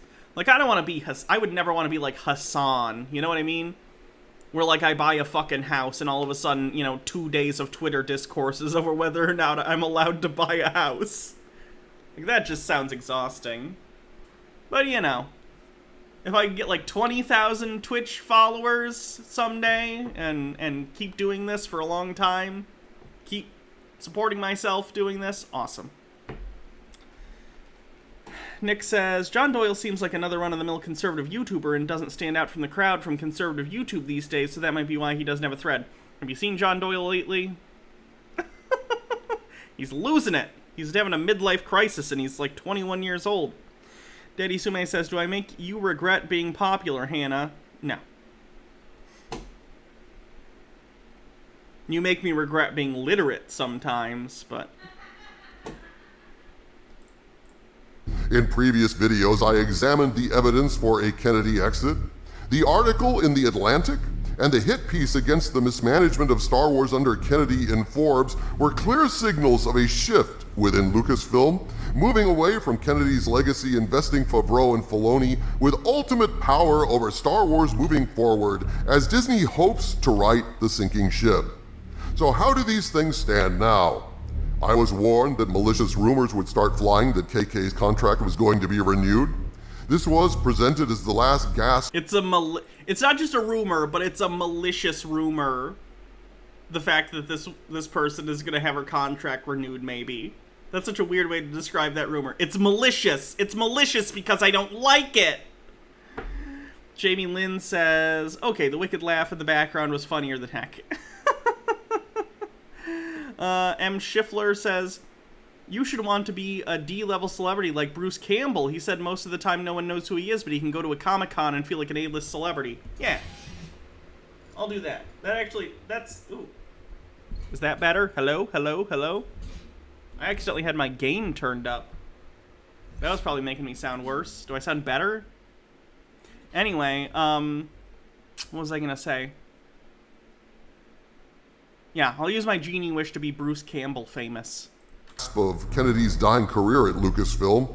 I also reported the meaning I get a cameo in all of oh no. Don't do this now. Get a cameo in all of Sam Raimi's movies. Rumor that Kennedy would stay on at Disney in another role. 80 Blue says, so Hannah, if I meet you in person, do you want me to fangirl or just be chill?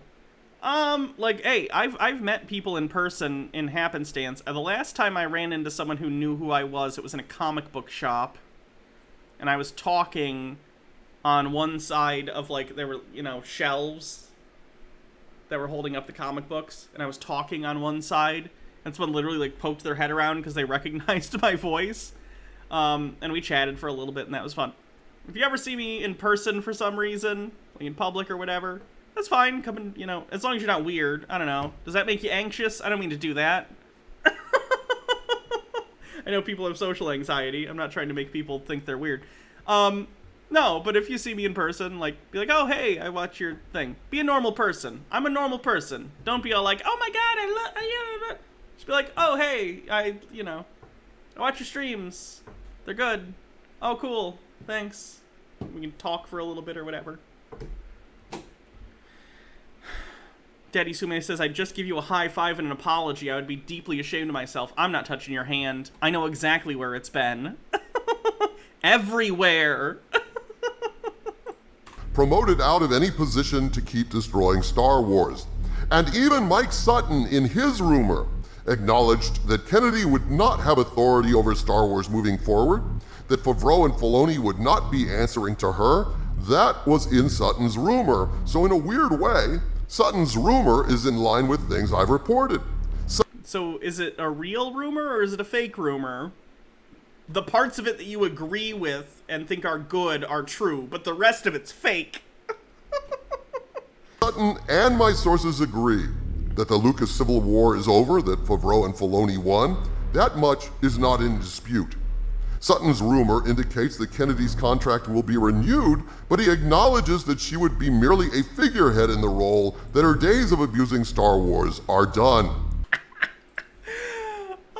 Can you imagine being such a weirdo that you describe someone making movies you don't like abusing the concept of a franchise?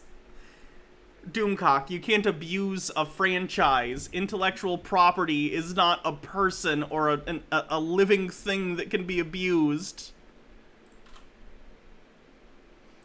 Yet you're still pissed off. I can tell. If Disney allows Kennedy to remain, even as a figurehead over the Star Wars franchise, then fans are going to be outraged, and I'm going to be... They're going to be so outraged, they're going to make Disney another...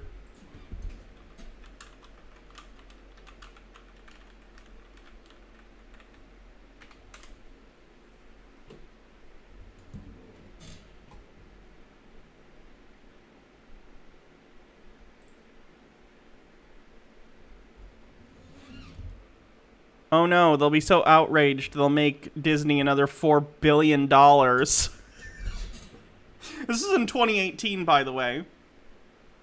In 6 years, just from the movie gross alone, this is just the box office. So we're not talking about theme park admissions for the Star Wars land. We're not talking about merchandise, including t-shirts and toys and all that sort of Star Wars stuff. Video games, licensing, whatever. This is just the movies alone. They made back the $4 billion they spent buying Star Wars in 6 years. Just from the movies. Again, they also sold merchandise, which does well, despite what Doomcock says. Merchandise across the board is down in terms of actual real-world toy sales, because kids buy fewer toys these days than they used to, because, you know, they do internet stuff. And play video games and stuff more often than actually play with physical toys. But I'm sure they still sell plenty of lightsabers and stuff like that. So that, Disney Plus subscriptions driven by stuff like The Mandalorian, which was like its first original show that was a huge cultural phenomenon. As much as any show these days can be a cultural phenomenon. You know, there's memes and stuff like that. Like, Disney has made billions of dollars off of Star Wars. If that's fan outrage, I wish I had some fan outrage. Stromboli for Wi-Fi says, at this point in you and Jake's careers, if you had a booth at Comic-Con, what would it be like? Would his merch just be fresh corn? Why would it be at Comic-Con? Like, I'm pretty sure there's a Twitch convention that's a thing. I don't know. I don't know. If Jake and I were... I don't know. I don't. I'll sell you guys tinfoil hats, though. Literally, they'll just be tinfoil that I folded myself, and I'll charge you $60 per hat. Capitalism. Sometimes you gotta fight fire with fire, people. Sometimes you have to rip off your fans. This is a joke. I appreciate you all, and I wouldn't rip you off. Daddy Sume says, hey Hannah, can I make a request? Could you make a statement that people who don't like me being active in stream shouldn't harass me on Discord? One of the fans from here recently sent me some rather nasty messages on Discord. I'm not getting involved in, like, interpersonal drama. I'm just not doing it. I don't think anyone should harass anyone. But also, sometimes, Daddy Sume, you harass other people too. So, I'm not saying what they're doing is right either. But what I'm saying is, like, keep me out of this shit, okay? No one harass anyone. Behave, okay? M. Scheffler says, oh my god, my local school district just posted me arguing with the anti-masker Trump idiots on YouTube. I'm so happy I made those people so mad. Sorry to invade the stream, but I'm happy now. Cool. Felix Night Owl says, if you wanted to be an anthropomorphic vegetable to oppose Jake, which vegetable would you pick? Is ketchup a vegetable? Fucking furious. You cannot reward someone for spitting in the faces of Star Wars fans for years of political indoctrination, years of canon destruction, and the humiliation and abuse of George Lucas's entire galaxy. There can be... Doomcock, I don't know if you know this, but George Lucas sold Star Wars for $4 billion. It's fine. The Chuds reassessing George Lucas and all of a sudden deciding he's a genius are interesting to me. And let me be clear, I have nothing against George Lucas personally. I think he's done a decent bit of charity stuff. I don't know him personally. I can't say whether or not he's a good guy. I don't know. I don't care. But, like, he's made really bad movies, guys. He made, like, 3 of the worst Star Wars movies. He directed more bad Star Wars movies than good Star Wars movies. Like, he can have broad ideas. He's not a good, like, maker of films most of the time. M. Scheffler says, ketchup is a fruit. Clearly, tomatoes are a fruit. Be no peace in the fandom so long as Kennedy's career is risen from the grave. Again, it's not, she wasn't in a grave. It's okay if they promote her out of Star Wars, give her her own brand, let her fuck up her own woke projects in some corner of the Disney universe. I couldn't care less about that. Disney does original projects? But if they are foolish enough to keep her over Star Wars, even if it's in name only, as Sutton's rumor pretty much acknowledges, even though Favreau and Filoni won the Lucasfilm Civil War, as the Sutton rumor further implies Lucasfilm Civil War and acknowledges, Disney should realize this. Fans are going to abandon Star Wars in record numbers if they allow Count Kennedy to... Oh no! They'll only make $999.9 million next year instead of $1 billion on Star Wars. Oh no, what are they gonna do? To rise from her... Chrysia says, Lucas is a terrible writer. He's an ideas man. The original Star Wars script was awful. Honestly, a lot of the stuff they shot was awful. Have you seen some of the stuff they cut out of A New Hope? We call it A New Hope now. I know it was originally just Star Wars. But, like, have you seen some of those deleted scenes? They're awful. Like, Luke going to see his friend in town in Tatooine for the first time is pretty bad. Han Solo talking with Jabba the Hutt, whether it's the original version or the CGI'd over Jabba the Hutt version, bad. Like, that film, that was, I mean, this isn't a breakthrough, thing or anything. People have known this, but, like, Star Wars was saved in the edit, it said. George Lucas's ex-wife, I believe, did the edit for Star Wars, and she made it function. Dr. White says, if anybody still thinks the prequels are better than the sequels, then actually go watch the prequels again. I know some of you haven't watched them in years, but trust me, they're really bad. I agree. It always drives me wild when people are like, the prequels were so much better than the sequels. It's like, really? Have you seen them recently, or are you basing that off of a meme that you saw recently with Ewan McGregor in it? Like, I get it. The prequel memes are funny, but they're memes. Memes are not a movie. When I watch a movie, I'm not seeing a series of memes, right? I'm not seeing 20 memes per second. That's not what a movie is. It's a movie. Alpha Sense says, McClunky? Is that a thing someone says in Star Wars? Vampiric. Stromboli for Wi-Fi says, all the nerds online are fighting over Disney Star Wars and how the canon is ruined because it's owned by Disney, and I'm here just watching Monsters at Work with a nice grin on my face at how wholesome and creative it is. I watched the first few episodes of that. It's cute. It's interesting. I don't know. It feels weird that they did a sequel to Monsters, Inc. Like over a decade later that starts the next day. Like it literally starts a day after the first movie ended. Duggar White says, Star Wars A New Hope is an example of a film that was saved by executive meddling and editing. Yeah. Career coffin. So. McClunky was something they added to Greedo's speech right before he, tries to shoot Han in the Disney Plus cut. They keep changing that fucking scene. Yeah, I find that weird too. The fact that, like, George Lucas was like, I had to change it to Greedo shooting him first because then Han would be a bad guy. George Lucas, I don't think, fundamentally understands the characters he wrote. Like, yeah, this is an introduction scene for Han. This is his arc. At the beginning, he's a cold-blooded smuggler, or at least appears to be. And then he learns to care about things outside of himself. His friends. The rebellion.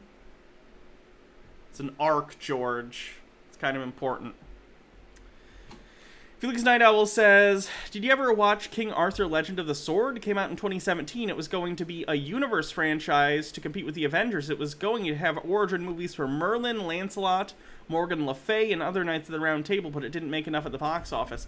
That's the stupidest idea I've ever heard.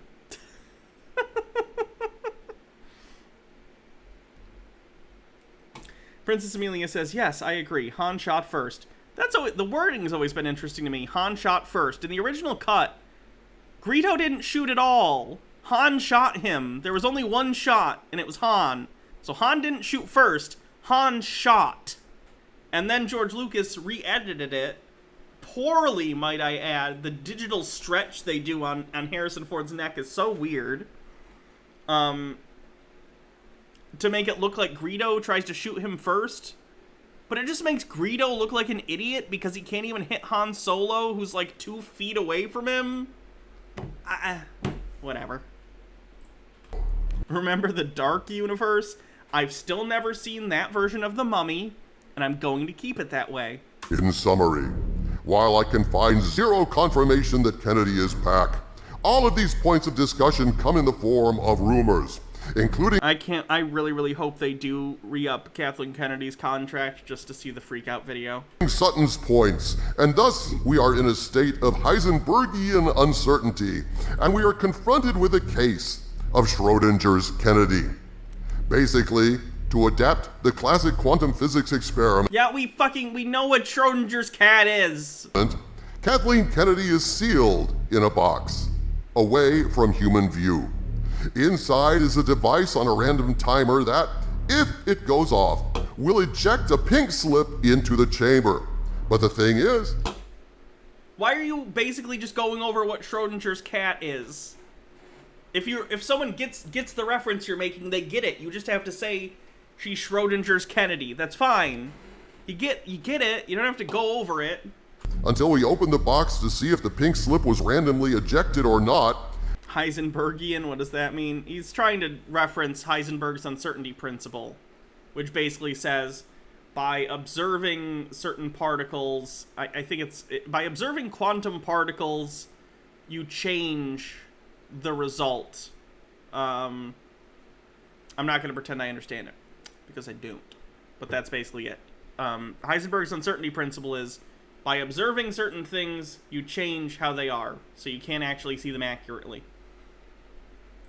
We not only don't have any idea... Oh, and the Schrodinger's cat thing is because a guy named Schrodinger came up with a thought experiment to explain this and basically said, okay, what if we take a cat and we put it in a box, and in the box is some sort of radioactive element that will be released into the box and kill the cat if a the quantum spin of some particle is this direction, and it won't release it if it's the other direction. But quantum particles, and again, this is just what I'm remembering from shit I've seen like on the Science Channel, so this is probably inaccurate at best. There are particles that are in what's called superpositions, quantum superpositions, where they are neither spinning one direction or the other, but both at the same time. Or they are in one location or the other, but both at the same time. And this is called a superposition because they're basically in more than one position at once, which seems impossible based on our previous understanding of physics, which is why quantum physics is, like, fucking wild. So anyway, the point is the cat in the box alive or dead? It's trying to relate quantum reality to the everyday, you know, Newtonian reality we more or less see around us. And I think the guy was even trying to make fun of superposition at the time. I could be wrong, though. Like, he was trying to show it was absurd. I don't know. Norman Stiles says you can only know either the position or the momentum of the particle at the quantum level, not both at the same time. Okay.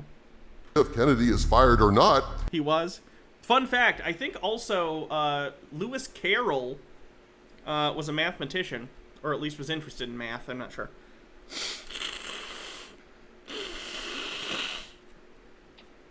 And he thought the concept of imaginary numbers was stupid. So one of his inspirations for Alice in Wonderland was like, you think imaginary numbers are real? Well, guess what? This is how crazy and stupid the world would be if imaginary numbers were real, bro. And then Lewis Carroll got investigated for being Jack the Ripper. Those are the Lewis Carroll facts I know. Thank you for coming to my TED Talk. She is in a state of... Oh. Annie Kai just gave me a new Lewis Carroll fact. Says, also Lewis Carroll was a pedophile. That sucks. I don't like that. I really like Alice in Wonderland. I have an almost 100-year-old copy of it that I really like. That sucks.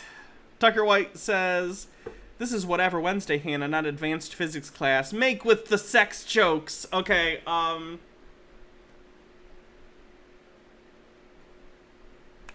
show you my superposition.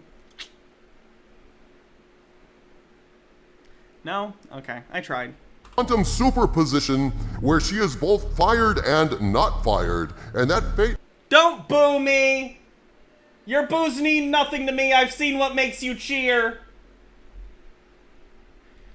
...will not be known or even determined until we open the box.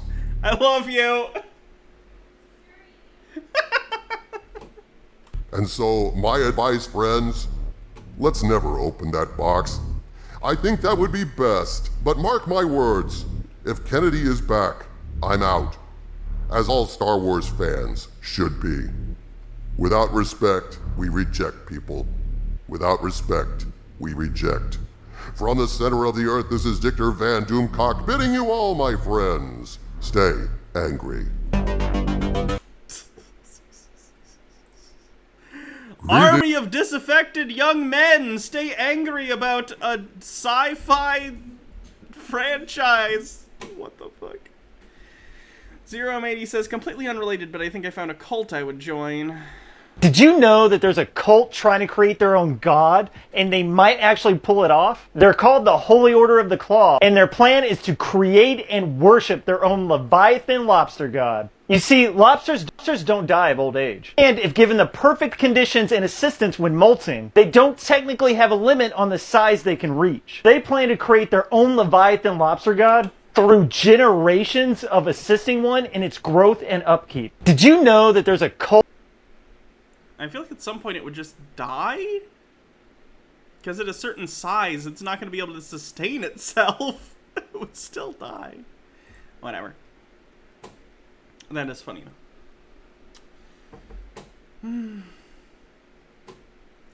Alright, Marcel is recruiting people for his fraternity. He bought a frat house or something. Let's check it out.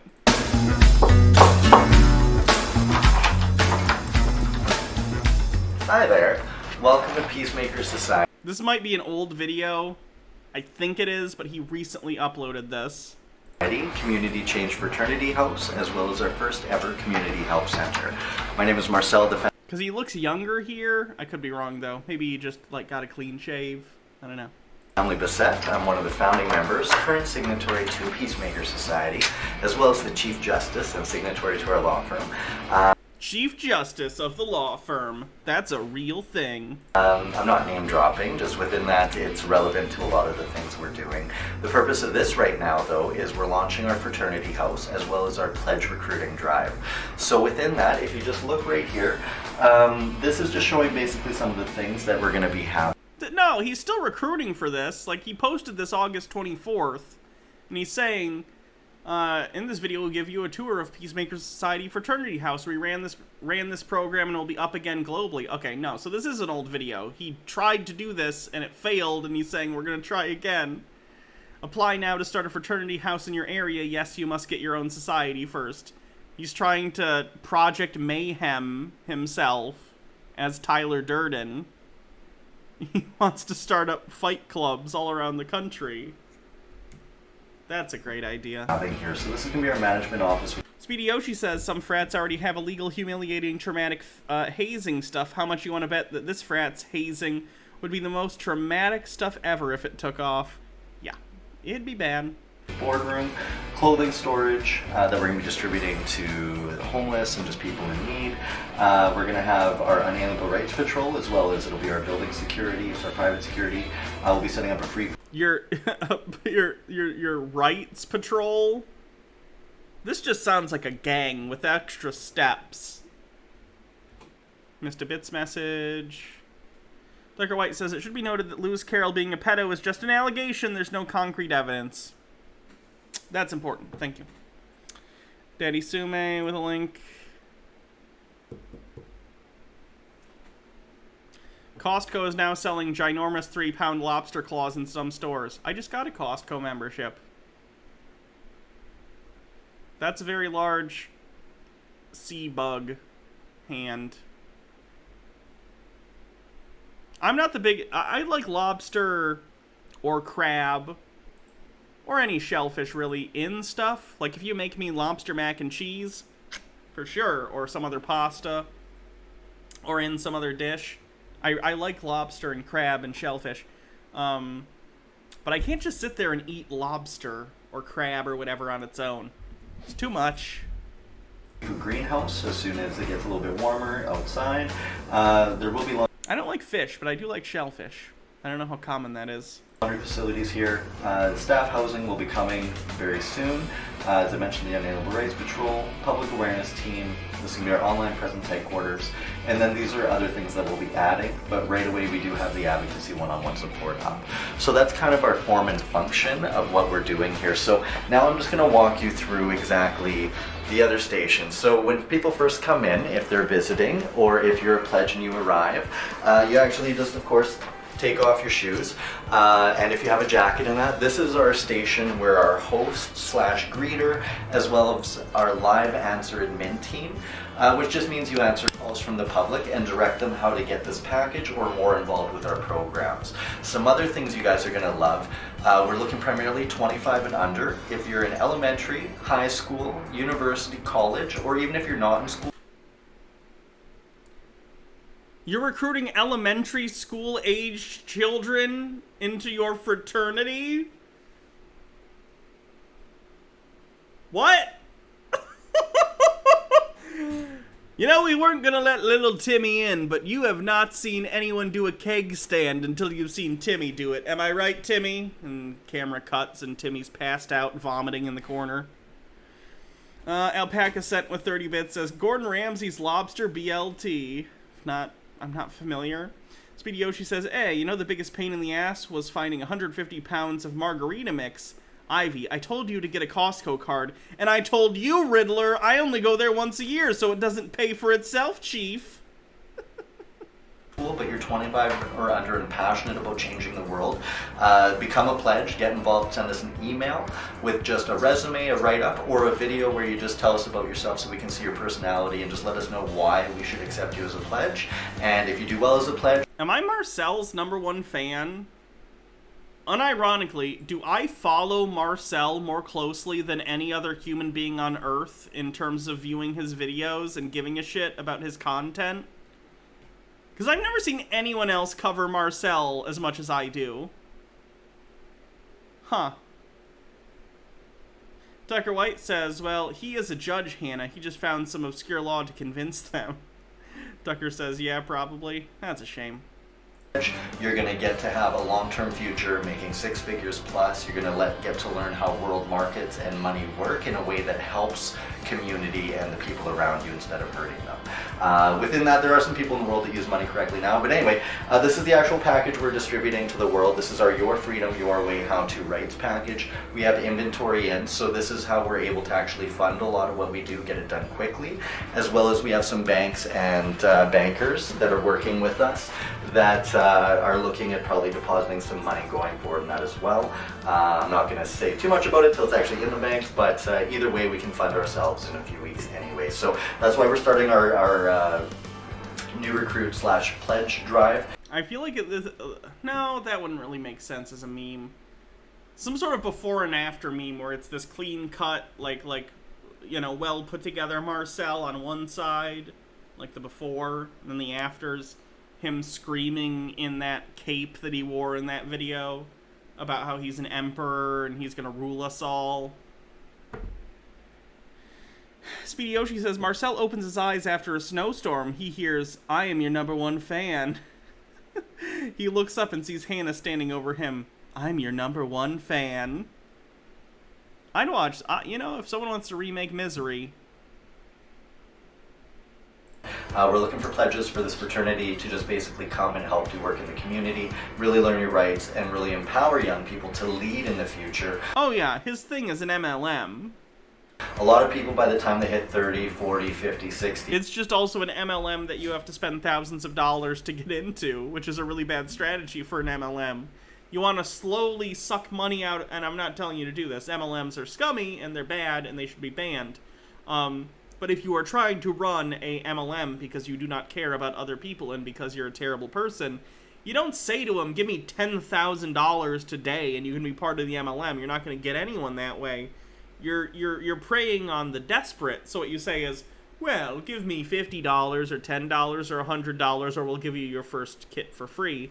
And then have them do orders every month, a minimum order that they have to make for like 50 or $100 or whatever. Which is a lot of money to a lot of people, and that way you get a lot of people who are financially taking advantage of that you're making money off of. It's a terrible scam to say to someone, give me $5,000 or $10,000 today and you can be part of the program, because even gullible people don't typically just hand over $5,000 or $10,000 to someone for something like this. Like, people don't do that. They're too entrenched, they have too much to lose, so really it's going to be up to young people. So these fraternity houses we're setting up worldwide that are our community help centers for that area, they're really there to jumpstart having young people run the governance of what's going to change the world. And we've proven it, now we just want to put it in your hands, so come pledge. I wonder how Marcel feels about that person who's claiming they're the, like, new leader of Canada.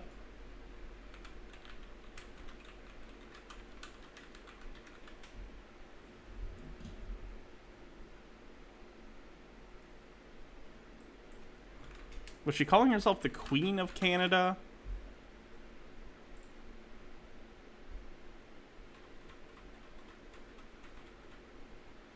What is that person's channel? Chrissy says, unless you're Peter. True.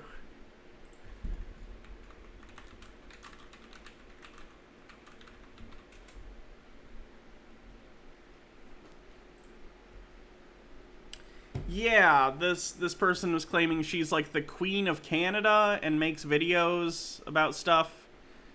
She seems similarly has delusions of grandeur to Marcel. The only thing is she actually has a little bit of a following because for her it's like a QAnon thing. QAnon people are quite gullible. So I wonder if he's seen those videos and how he feels about it, considering he's a Canadian citizen and his goal is to take over the Canadian government and the world. Peacemaker Society at Outlook.com, or go to our website, which is www.peacemakersociety.org. And again, I'm sure our editing department will throw that up on the screen there. That's the editing department. Fantastic. So when people arrive, one of the stations is here, so you're live answering phone calls, directing them to get the package or to our programs. Some of our other programs, we're launching no-kill animal sanctuaries that are permanent, where we can take all overflow from kill shelters, free nanny services, free babysitting, free shuttles, things like that that right now cost people a lot of money. And Cool Cat says, Hannah, he's not a Canadian citizen, he's a sovereign citizen. Sure he is. It's going to take the strain off individuals and families. So within that, they would greet you, take your coat, hang it up in the closet. This is kind of a chill out area. If we're having a meeting of like a small meeting, 5 or 6 people, we just have it here. We have a couch. We do have a TV with internet and stuff and cable, although most of the time we're not using it because we're working. This turns into a workstation.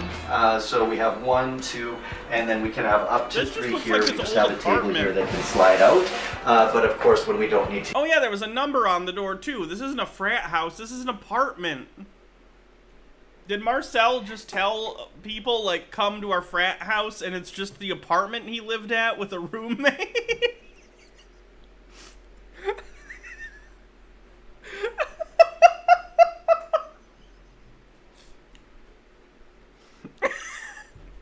You can't turn your apartment into a frat house, Marcel. That's not how that works.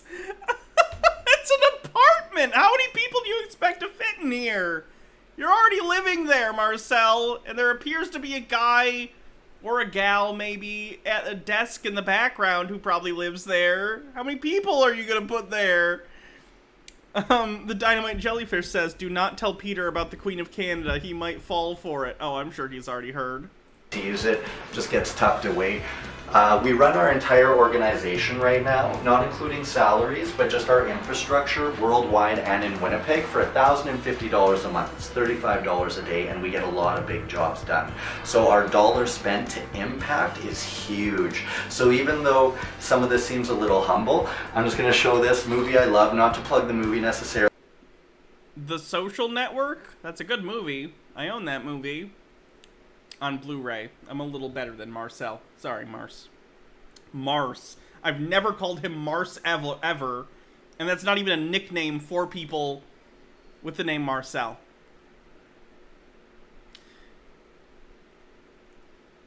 Marcel, get a Blu-ray player. But what Mitchell they talk Drummer, about... thanks for 13 months. Says, I've been a Stana for over a year now? Thank you. Here's to many more anniversaries. The Social Network, if you haven't seen it, I recommend it if you're going to pledge for... You know, Mars. That's the thing humans call each other, right? What's up, Mars? For us and with us, it just shows how... Trying to one-up someone over physical media? Sad. You're sad. I love physical media. It's something I collect. Streaming is more convenient, though. But I really, really like having physical media. They use more residential atmosphere to get a lot of work done, and that's how Facebook was launched. So if it's good enough for Facebook, we're not going to argue with something that became $1 billion. So so within that, that's why we're set up this way, and it allows a more relaxed atmosphere. So if you keep coming this way, this is our office manager desk. Right now, Gerald is here typing away. Hi, Gerald. Hello. Wonderful. And then also just a little bit of an eating area for staff. If they bring a lunch, anything like that, of course, they're welcome to. This is an eating area for staff. This is clearly your apartment kitchen. What are you talking about? And then the office manager has their personal assistant. Both the office manager... They just have a desk that's a table in the kitchen.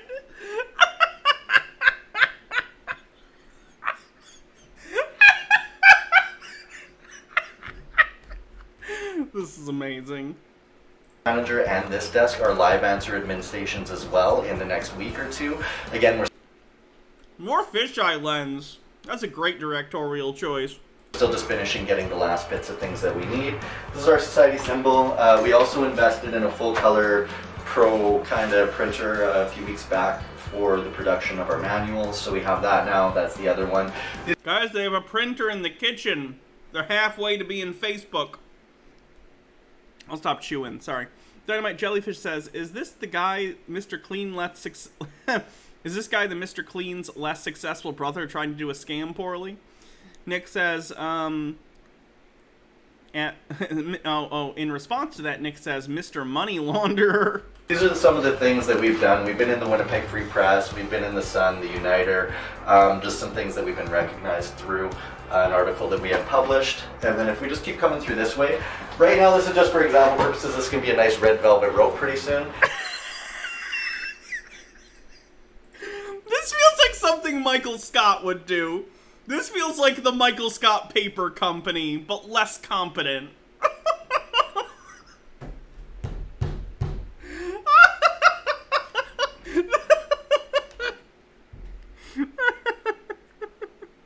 Two Man says they don't even have an eco-tank printer. Sad. I don't even know what that means.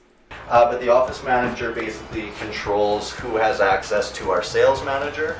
So if you just step through, right now it's so to the right, it looks like there's the bathroom. It's empty, but if you come on in here, this is going to be the office manager against. Look! My bed wouldn't even fit in that room. Oh no! Oh no! Oh god!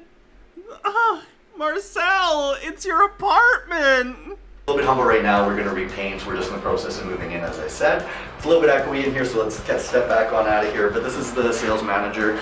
If you pan to the left here, I won't step in there, but this is the actual washroom. It's a washroom. And then as we step back, you know, like all business centers have a shower. Back here, you're going to see. Yes!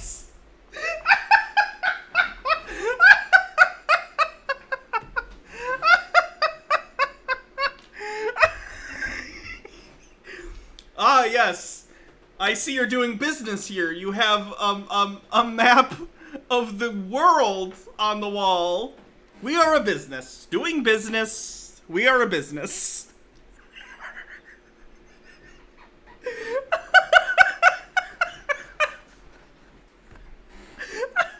Thank you, Marcel. This is the best. Dynamite Jellyfish says, so this is what happened to the monorail guy from The Simpsons. To be clear, monorail guy from The Simpsons successfully conned an entire city. Marcel is not capable of that. Cool Cat says, that's not a map, it's the goal. Prestige! Worldwide, wide, wide, wide. Where we're spreading worldwide. Our jurisdiction does extend worldwide because we are a voluntary association and we're under natural law, but we're consistent and in harmony with corporate law and common law as well. If you don't know what that means, just start studying our videos. Felix Night Owl says it's a Saturday Night Live. Probably not. It's making me laugh. If you're going to be pledging just YouTube, Peacemaker Society, whole bunch come up, just start watching them, you'll get the hang of it. This is where our Unalienable Rights Patrol will be as well as some security. The Unalienable Rights Patrol gets the hallway, obviously. Hydrate. Okay. So they monitor the rope in the back door. And then this is my actual office. It's your... Marcel, this is your bedroom, I assume. Which generally, if people need access, they can have access, but we have a lot going on, so I need to focus a lot of the time. Or if there just needs to be a quiet space that, you know, two people need to talk, this will be available. Oh no! Did he legit rent? Either he has a separate bedroom from his office, which seems non-economical when he's making some of these imaginary followers he planned on getting sit in the hall. So either this is his apartment that he legit was living in, and then he moved out and decided to turn it into an office until his lease expired, which is possible.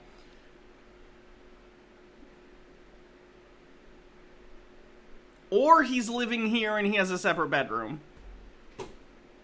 For that as well. I'll be here some of the time, but not all the time. I'm also pretty sure you're not supposed to run a business from I guess you can work from home at an apartment, but like if you're having employees come in or whatever you want to call them, I'm sure he would say they're not employees, they're voluntary, whatever. But I don't think you're supposed to really run like a non-profit from an apartment either. Like zoning laws are a thing. I mean, I guess that more has to do with where you can build businesses and stuff. But like, I don't know if you're supposed to run a thing like this out of an apartment. I certainly don't think the apartment building would be happy about it. We are as well going... Like, if you want to rent office space, you need to rent office space, not an apartment building. ...to be doing a live feed on the internet. So Ian J. Cooper says if he's in Canada, you have to have permits and shit. He doesn't believe in permits. He doesn't think the Canadian government has power over him, so... So you can actually tune in to this fraternity house 24 hours a day, 7 days a week. This fraternity apartment. Or whatever hours we have set up, but we are working towards the 24/7. Should be there within about a month. And as soon as it's up in any capacity... He's making it sound like by calling it a fraternity, it's like he's trying to make it sound fun, when clearly this is like an office that he's setting up. He's like, come work for me for free, guys. In fact, you pay me to come and work with me. But it's a fraternity, guys. It'll be fun. It's like a party. Felix Night Owl says he's a Chief Justice, Hannah. Come on, zoning laws don't apply. I forgot. That's my bad. You can watch live. You can see how we do this. So if you're in another city, you can be excited. And all we have to do to open your city is rent the main floor of a house or a house, and with the kind of funding we're getting, we're going to be able to accept pledges from around the world. So even if you're not in Winnipeg, do send your pledges. But for the next 2 weeks to a month, we're end of February, so for the month of March, we're really looking to focus on Winnipeg. Again, at any level, 25 or under, get in touch with us. And if you're anywhere else in the world, you have a month to get your tape ready or to get in touch with us, because we'll be going to all the other cities shortly thereafter as fast as we can. And just keep calling or emailing. I don't even think Marcel was under 25 in this video. Why does he only want 25 and under? That's so weird. Daddy Sume says, no, Hannah, he's turning it into a voyeur camboy service. And asking if we're there yet, and we'll let you know as soon as we are. We also announce everything on Facebook. Sometimes people get in touch with us and we haven't been able to get back to them one-on-one. We do updates all the time on our social media, and we're just growing so quickly. Within that though, once we're properly staffed here, we're gonna have our live answered men all the time. We already have the program set up, so we're in the final stages. So let's go ahead and step back on out of here, and then we're gonna take you down in the basement. So with this location... We thought this would be a beautiful place to murder you once you get here and I get mad at you. Let's see where we're gonna put the cage for humans. Daddy Sume says, even more powerful Joe Exotic vibes now. I feel like I'm watching the Blair Witch Project. What is this? Are we sure Marcel... Are we sure Andy Kaufman really died? Did he fake his death and then make wait for decades to become this new brilliant character, Marcel Bissett? Because this is like the funniest video I've seen in a long time. It's just perfect. We're not releasing the address publicly. The people who work with us will obviously know where it is. We're doing that primarily because... This is our basement. You don't get to know where it is. Because we are challenging the existing system in a lot of ways, and beyond that, just for efficiency, if the whole public showed up at the door... It's like an Al-Qaeda video!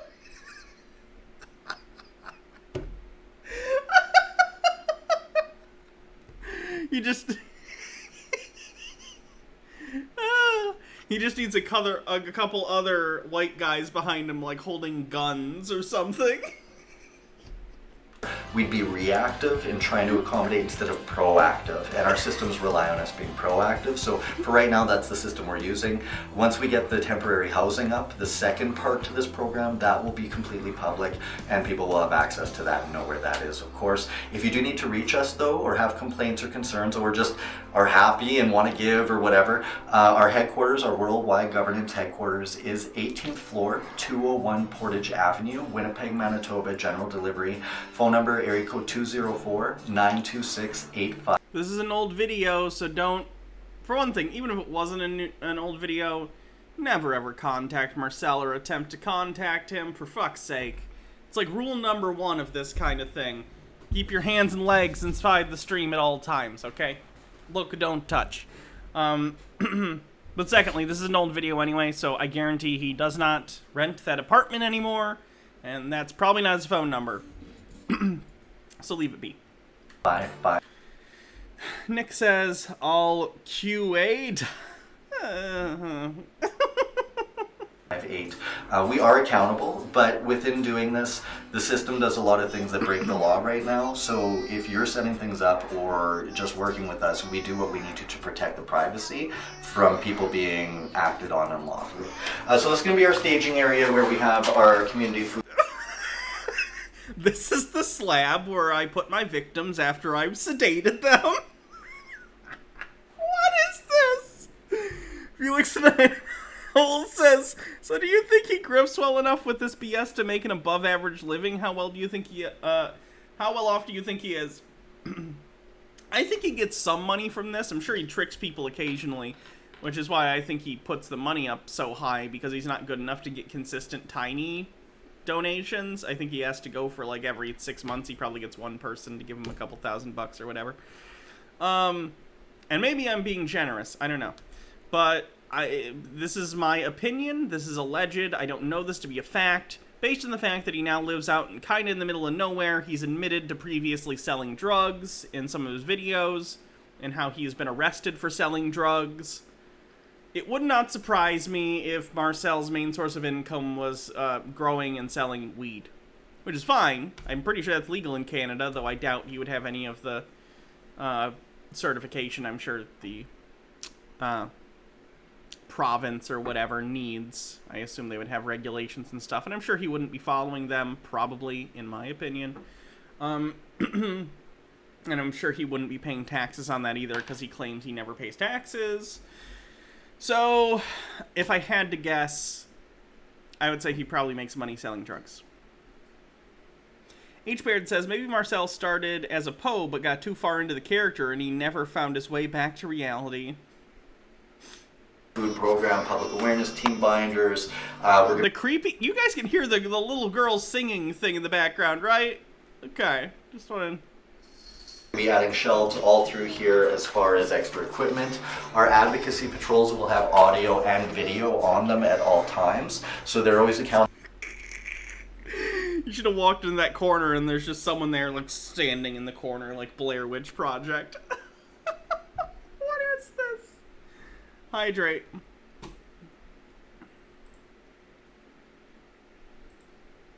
What kind of expert equipment? He's probably talking about self-defense equipment. Let's call it that. Accountable for how they interact with the public, and it's also proof if ever police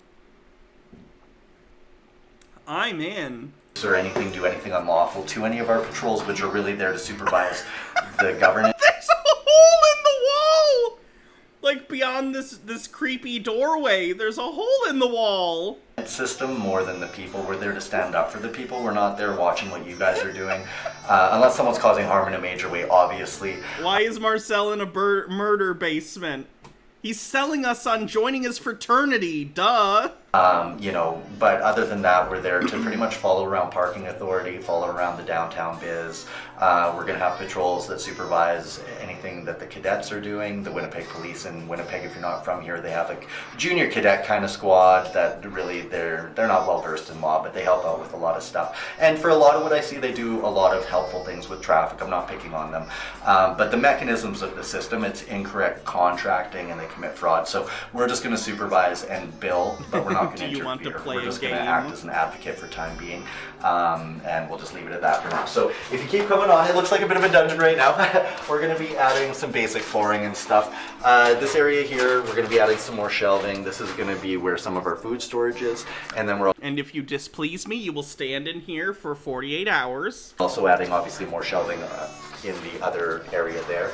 If you come over here, I'm kind of short. I'm only 5'7". Can you even see over here? Yeah, you're okay? Okay, so up to about 6 feet will be okay down here. Over here it's a little bit taller. So with it, we're making a boardroom here. This is where our meetings will be. Welcome to the boardroom, everyone! Citosaurus says big air quotes, fraternity. Marcel is gonna pull a Miss Trunchbull. And then it was suggested, which is probably what we'll do, put a few lockers here, maybe a TV, a few things. So this will be where overflow and in-between shifts for our advocate patrol will happen. So I'm going to step into the light just a little bit here.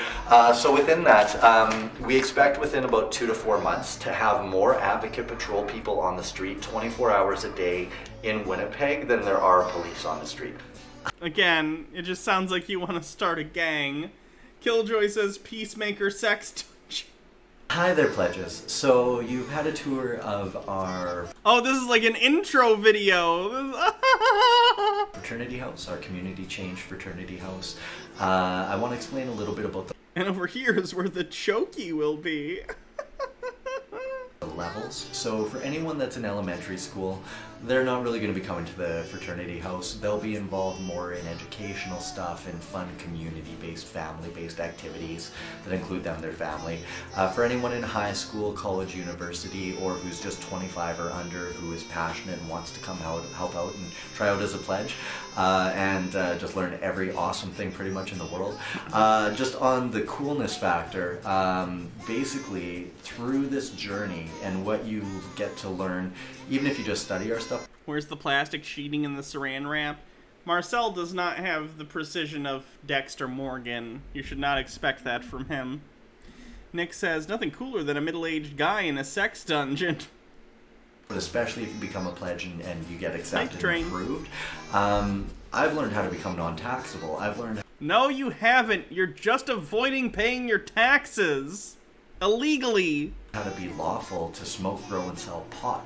I've learned... I mean, now it's legal in Canada, so... Learned how to go after police security bonds. These are the places you see in porn? What porn are you watching? Ugh. He looks like a dollar store Lex Luthor. I've learned how to set up unincorporated trusts for banks, and now bankers love me and sit down with me, and bank managers, and are just fantastic to me. Instead of when I was younger, no one would even talk to me. And the only difference is the stuff that I've learned that we're going to teach you. This is your power, your rights, and we're sharing it with the world anyway, but right now, we are the front lines. We need people in the front lines doing the work that's going to make the difference, and that's you, our pledges.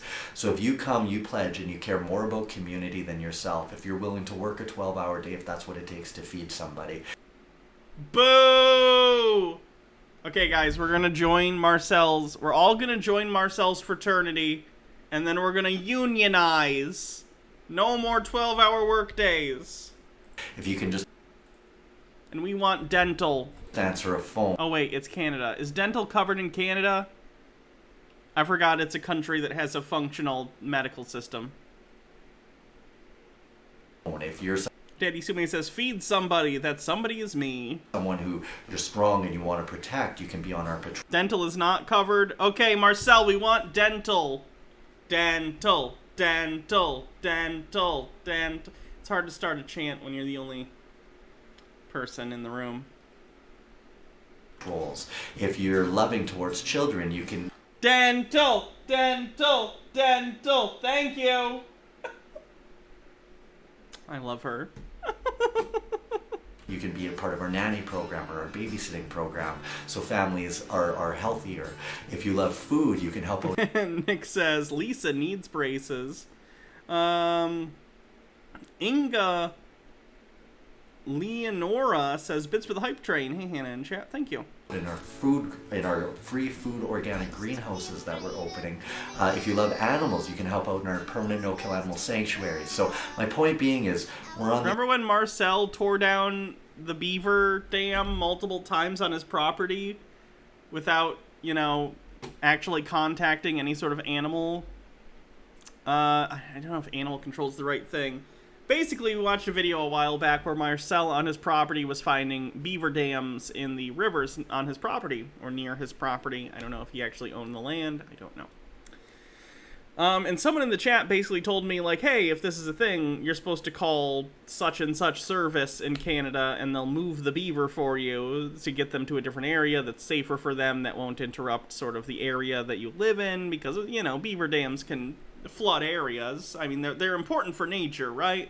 Wetlands and stuff, a lot of them form because of beavers and beaver dams and stuff. It's cool. But, you know, people have property, and they don't necessarily want, you know, their property to get flooded because a beaver moved in. So you can call, I guess, a service in Canada and have them come and move the beaver to a place that's, you know, doesn't have people around that are going to bother them or whatever. And Marcel didn't do that. He just multiple times destroyed the beaver dam that the beaver made. With his bare hands. I mean, he had a stick, but then eventually he just started using his hands, and it's like, I don't know beaver things, but I'm sure beavers have diseases. Don't just tear apart the beaver dam. Daddy Sume says beaver dam is what my sister calls her diaphragm.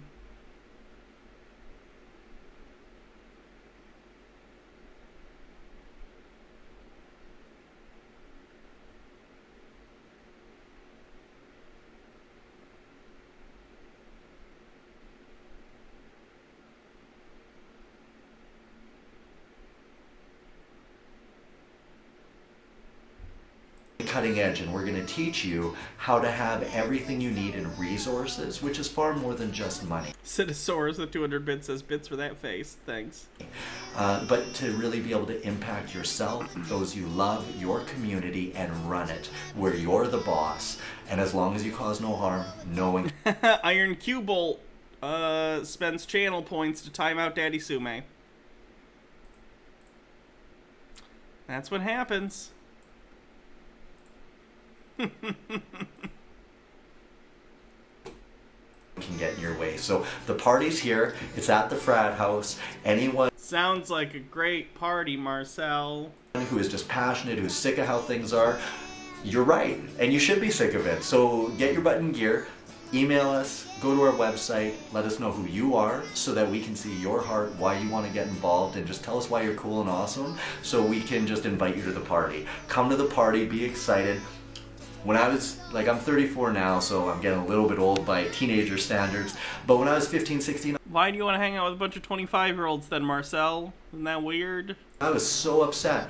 You know, I love my family. It wasn't even about that, but just the way the world is, and no one's doing anything about it, and it's deliberate.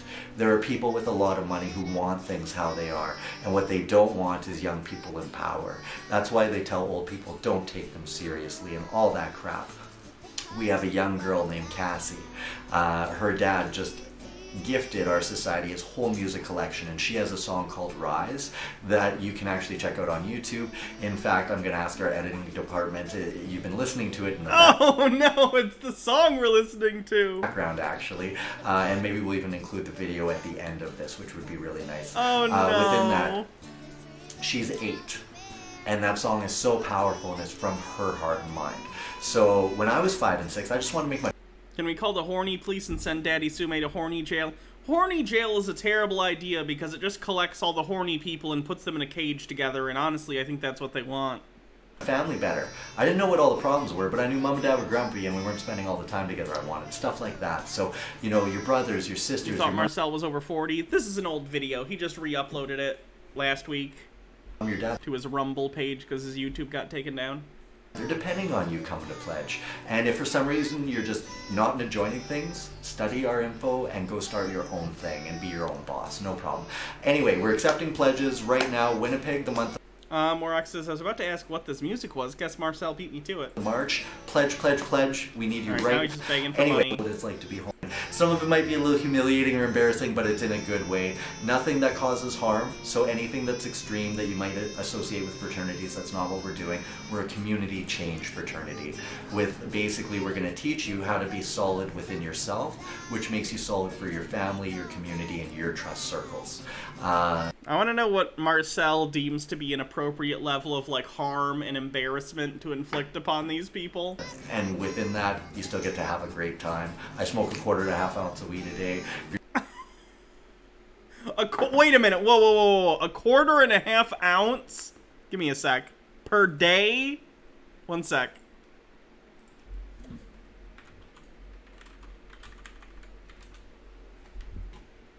Oh my god. I don't know if I can show weed on stream, so I'm not going to. A 1/4 ounce. Oh my god. That's a lot of weed per day. That's too much weed. Oh man. That's so much weed.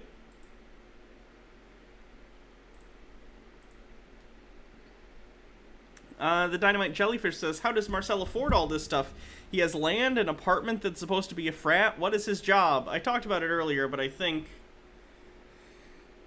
in my opinion, he might grow and sell marijuana. I don't know that to be a fact. This is just something that I think might be true based on context clues. D-Zug says, hey Marcel, I already know how to be solid within myself. Solid within myself, if you know what I mean. Ugh. If you're not into 420, that's fine, whatever, as long as you're not causing harm, you have the right. Life is a party. Come join the party at our fraternity. We're going to wait for your pledge application, and as long as you're awesome, we will get back to you. And if we don't call you the first time, keep pledging, because this is not going to stop now. This is a snowball. We're rolling down a big hill. Come join the snowball and join the party. Thank you so much. Marcel, the Family Bassett, Peacemaker Society. You know, we've done it. Come to the party. We're waiting for your pledge. Talk to you soon. Thanks. Bye. Yeah, no. I'm not watching the music video. That kid does not deserve to be affiliated with this.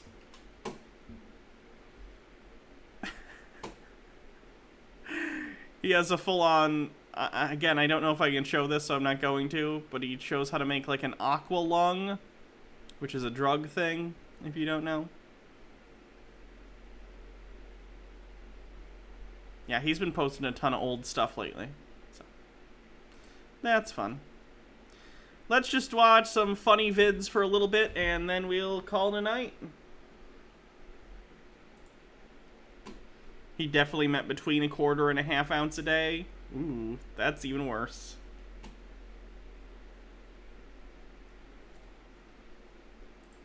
Hey guys, today Ryan is going to do the touching electrical wires challenge. Go for it, buddy. Hey guys. Don't do that.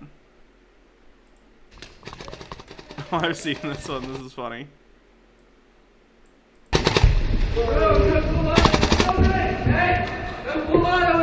I'm not full auto. It's not full auto. That's not full auto? This is. That's full auto. Damn, bro. Okay.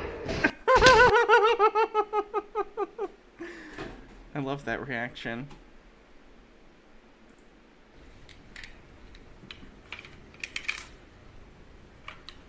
Yeet. What's a yeet? Yeet.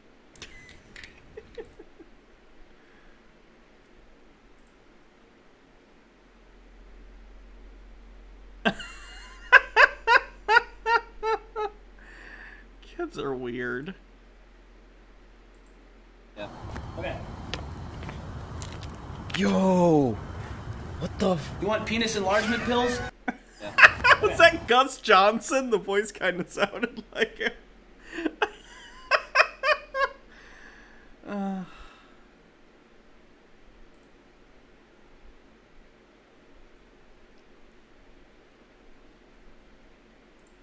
Simple Cat Girl says, Yeetus Vitius.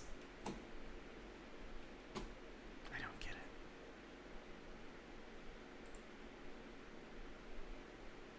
it. Hey, mental, make up go! Go from challenge! Foot to the moon. Hey, mental, make up.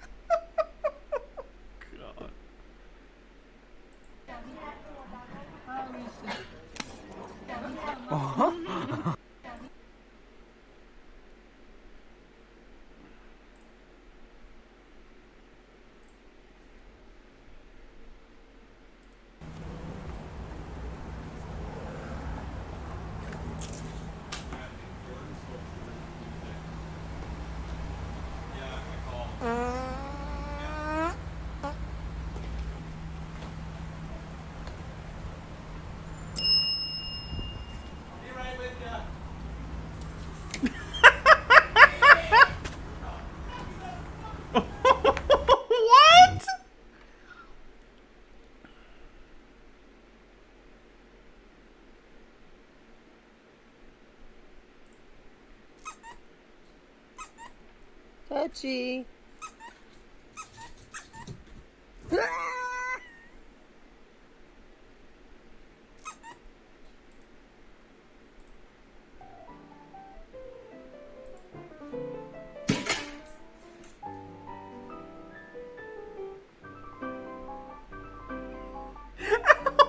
Why? Speedy Yoshi with a link. Yeah, I saw OnlyFans reversed its decision.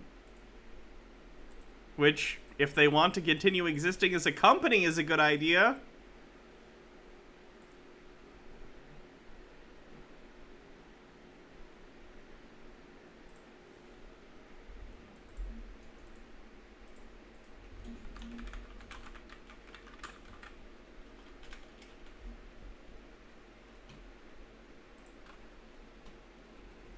Nick says the belly ring cannot be unrung because they've shattered the trust of sex workers on their platform. I agree.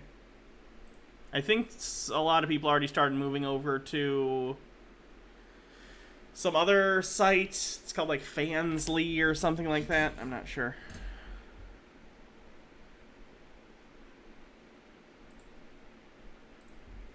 You're too soft!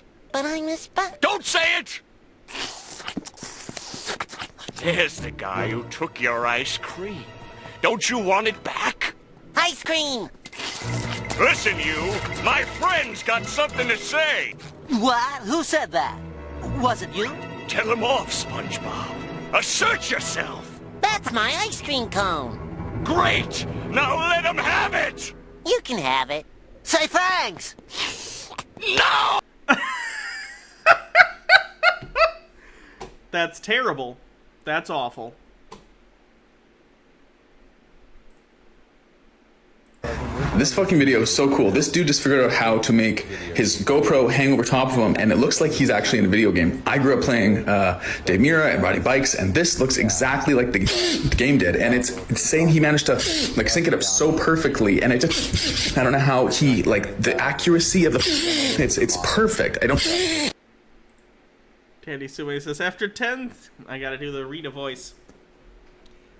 Ah! After 10,000 years, I'm free! Time to conquer Earth! That probably scared the cats. Annie Kai spends channel points to time out Daddy Sume. Again. That's my favorite. That's my favorite channel points thing. That was a good decision. Bye, Daddy Sume.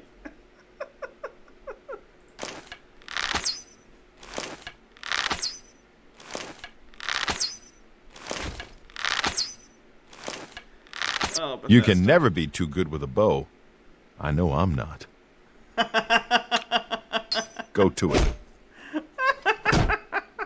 It's good to be a Fighters Guild member, don't you think?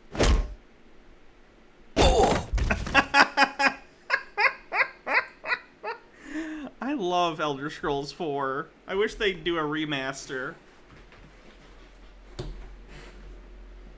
The best part about Oblivion is that, like, the training mannequin... Wait, did the training mannequins work? Maybe they didn't work, but you could summon creatures and fighting the creatures would work. Either way, I know I spent a ridiculous amount of time in the Fighters Guild just leveling up various skills and stuff. Simple Cat Girl says, hashtag free Daddy Sume. They make it too easy. There's Sky Oblivion. I might get that someday, but... Hydrate. I can play games on my computer. I prefer console. I like playing games on console, and I know, but I prefer it. Okay? I'm not telling you it's better. I'm just telling you that's my preference.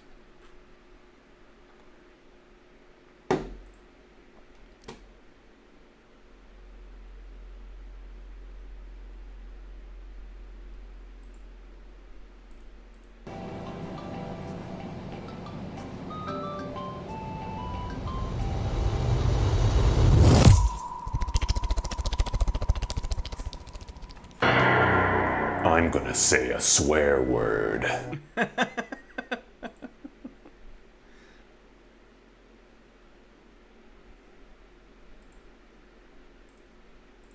You can kick it.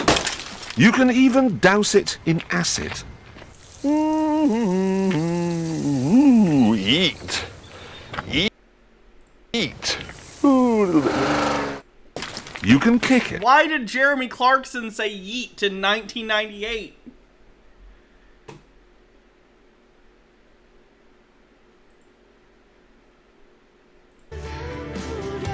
Scrubs, but we can't hear JD's thoughts. So what do you want to do now?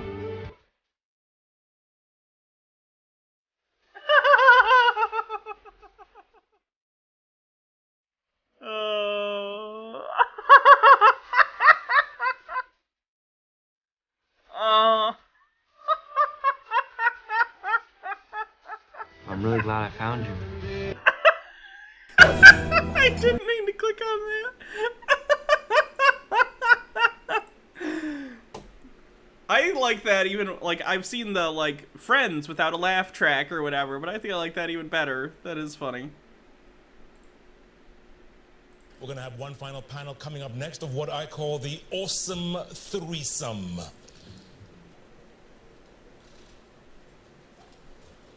Yes, indeed. Let's keep the energy going, folks, as we head to New York. And here to put the icing on the cake we started baking 3 days ago. The awesome threesome is on the stage representing the UN's 3 Rome-based agencies. Director General, let me start with you. 3 days later, how's that cake looking?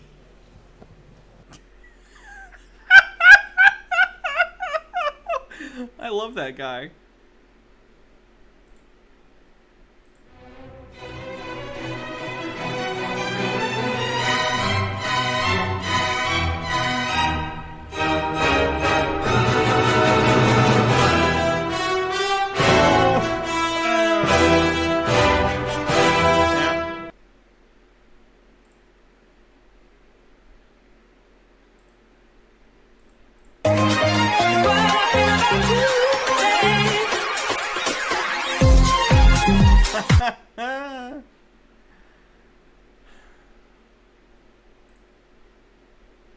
Obama or Trump? Who pronounces Swami Vivekananda? Vivekananda. Swami Vivekananda. America welcomed a son of India, Swami Vivekananda. As the great religious teacher Swami Vivekananda once said.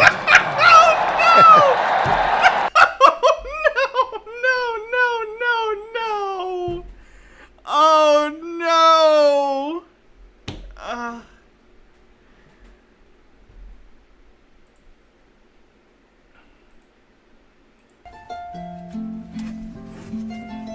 And you know the thing is, I'm not even expecting, like, everyone or even every president to know how to pronounce every fucking name, you know? If it's not your native tongue, there are gonna be names that are hard to but, like, this is a pre-written speech. Did he not practice the speech? Did he not go, I can't pronounce that word. I need to consult one of the countless number of people around me whose entire job is to support me as the president and help me do my job. Not once did he go, hey, can someone tell me how to pronounce this so I say this correctly and don't look stupid? Like, that's so telling. That's so weird. Because it wouldn't surprise me if, like, Obama either didn't know that off the top of his head. Maybe he did. Like, he went to Harvard. He's a smart guy. But, like, who knows? Maybe he had to go, hey, can someone, like, tell me how to pronounce this so I know how to pronounce this correctly? And do you think Trump has practiced anything in his life? That's a fair point.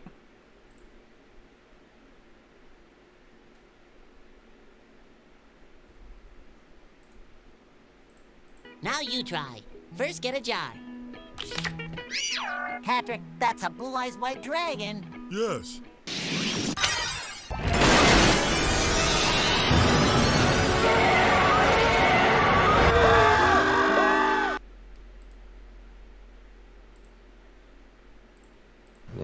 James, if you had motion capture spots attached to your body 24/7, what do you reckon the character would be doing a lot of?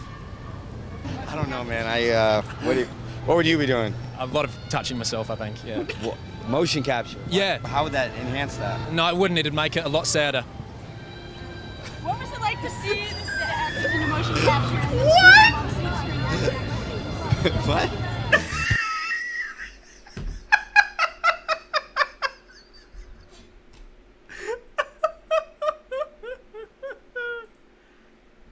Fortunately, that's all been straightened out now, and everything that we do and make as human beings is now sustainable. What's that? Oh, God.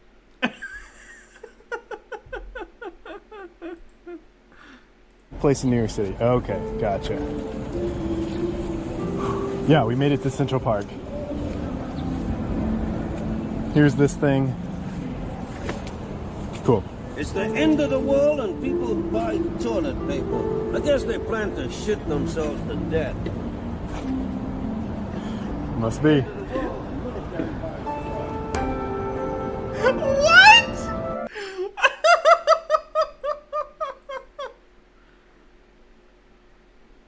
What? I'm with SpongeBob, racing down the Autobahn while I'm in the backseat trying to fuck Megatron. Pull up into Chevron, rob that bitch in Klingon, hop back in that Nissan, driving huffing Freon. Meanwhile, Patrick's like, can we listen to Trey songs? Then I stabbed him 3 times. Does that make it Trace wrongs? Now I'm gonna go get a gun and kill a nigga named Trayvon with a black hoodie and a bag of Skittles in Arizona at the break of dawn.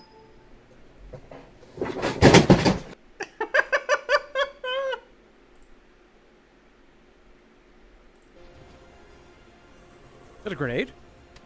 Holy shit, it's a grenade.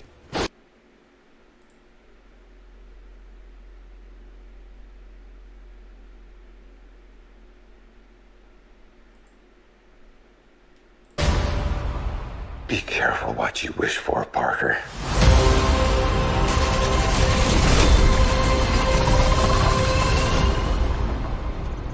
Hey, Peter.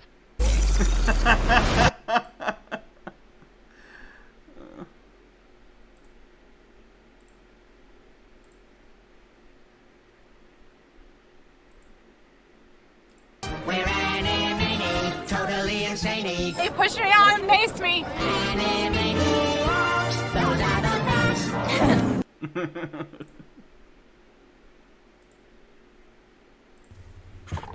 I think you just whispered to me. From now on, when you whisper, I will whisper back. Oh, you're You a can dirty always bitch. turn off whisper mode. Oh my god, Alexa, I'd rather. fart for me. Okay, here's big fart. Oh shit. What? If you ask Alexa to fart, Alexa doesn't fart, does she? Oh God. What the fuck?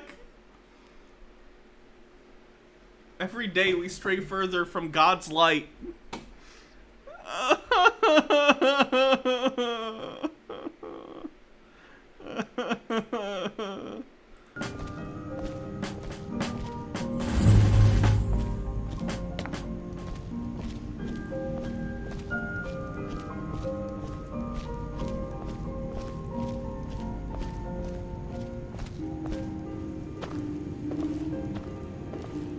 Hello.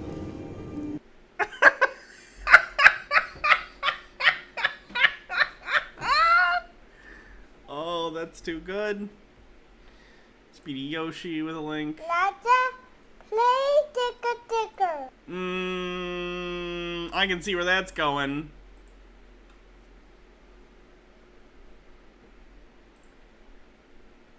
I just have one thing to say. I want you in my room. Let's spend the night together from now until forever. Boom, boom, boom. I wanna go boom, boom. Let's spend the night together. It's not the N-word? Okay. Play ticker ticker. Bobby, can you talk to play wheels? You want to hear a station for porn detected. Porno ringtone, hot chick, amateur girl, calling sexy. No. Hot pussy, anal dildo ringtone. Alexa, stop! How did that even happen? That's gotta be fake. How would that even work?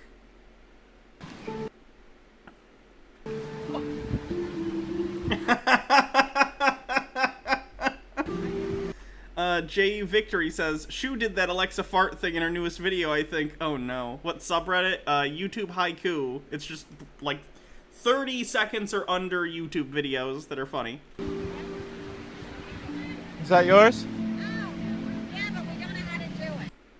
I've seen the video. I don't know if it fits the whole Oblivion dialogue thing. Like, yeah, it's a cringe video, but I don't know. I'm trying to be more observant. Okay. After everything we've been through! They're stealing their shit. Oh, I know. I've seen it. I just don't know if it fits the whole concept of the Oblivion dialogue thing.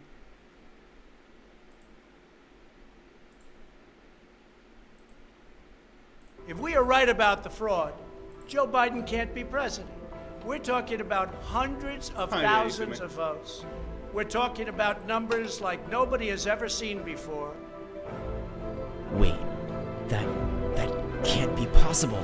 Numbers like nobody has ever seen before.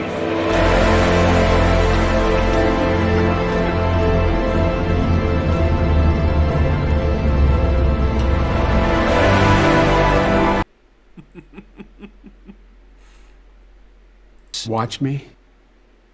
Yeah, I think I can. Look at me. Yeah. Watch me. See what I'm going to do. You're running against nobody. Nobody. What?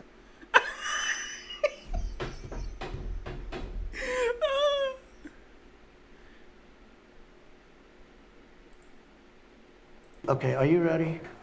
Roses are red. I'm taking a piss. They're dying. That's true. It is what it is. Roses are red. I smell my farts. Take a look at some of these charts. Roses are red. My dick is much bigger. I don't like Obama because he's a Democrat. Big news, bitches! The ban's been lifted and we are back in Flipadelphia. Here we come! Flip, Flipadelphia! Flip, Flipadelphia! Flip, Adelphia! Yeah!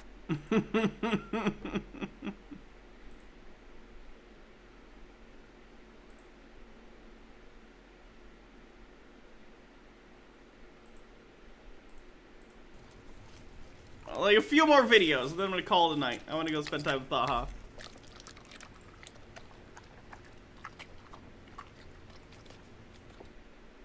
Oh, that's just cute.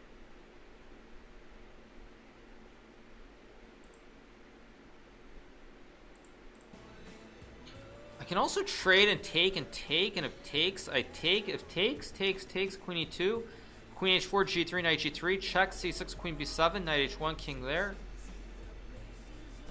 I don't know what's going on. I'm just gonna castle. I don't want to think too much. Stormfox says, I haven't been paying attention. Did the report make Trump president yet? It didn't.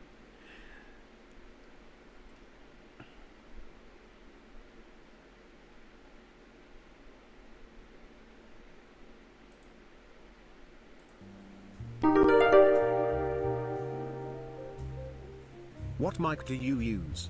It sounds great. I don't know. I've never had problems with this.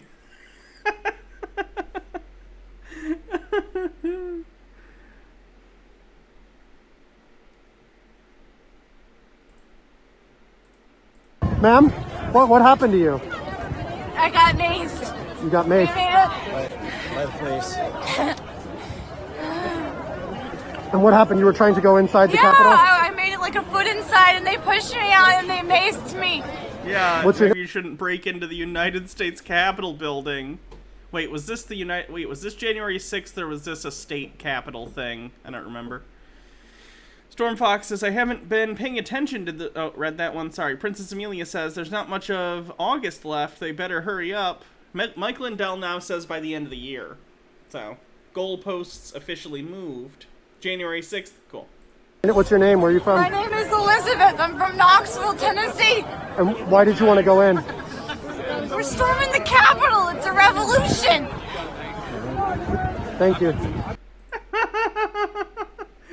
See, that That shit's why it's so funny to me now when right-wingers are like, what? They were just taking a tour. Look, are they delusional in the sense that, like, do I think they were ever successfully going to actually take over the United States government? Probably not. But it doesn't matter. That was their fucking intent. They can be stupid and evil at the same time. Stormfox says, but Peter said we're getting a truth nuke this week, but all we heard was vaccine good. Yeah, he hasn't posted in a bit. I don't think he's taken the news of the vaccine getting full approval very well.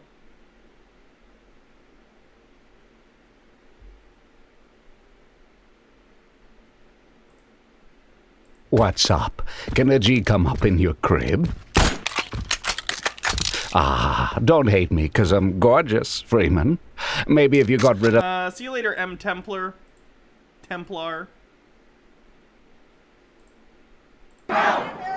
the count! Stop the count! Stop the count! Cut 2? I'm guessing. Stop the count! Stop the count! Stop the count! Stop the count! Stop the count! Stop the count! Stop the count! Oh! I thought it was going to be the one where they then cut to across the country at exactly the same time, other Republicans saying, count the votes! Count the votes! Daddy Sume says, what do you think Peter is going to do September 1st and the military is all vaxxed? He'll say, he's probably going to get marching orders from one of his Q accounts that he follows, whether it's Majestic 12 or Linwood or Mike Lindell. He's probably going to say something along the lines of, oh, last minute, Trump changed the vaccine things. Or Peter already thinks that Trump only controls Space Force, so we'll just say Space Force didn't get the vaccine.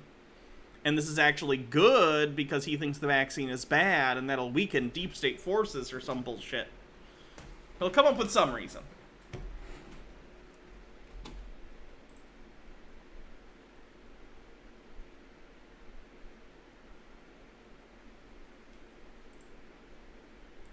Who thinks Watson is too heavy? Raise your hand if you think he's too heavy. Does anybody think he's too skinny? No? Okay. So I'm very proud of you guys. You got 100%. He's perfect.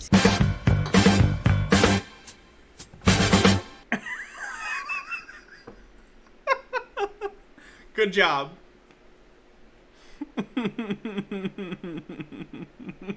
I gotta watch that one again. That was cute. Who thinks Watson is too heavy? Raise your hand if you think he's too heavy. Does anybody think he's too skinny? No? Okay. So I'm very proud of you guys. You got 100%. He's perfect. Fuck yeah, Watson. Nick says he is a perfect doggo. But a loud and very boisterous crowd. You'll start hearing them start up here. And they're actually chanting, Fox News sucks. Fox News sucks. The reason why they're chanting that is because Fox News sucks.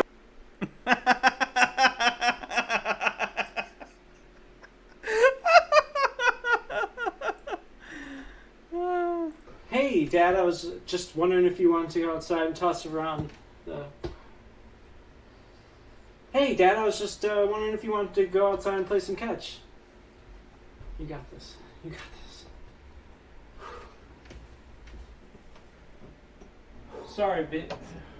Sorry, buddy, I'm just really busy right now. I'd love to, buddy, sorry, but I'm just really busy right now.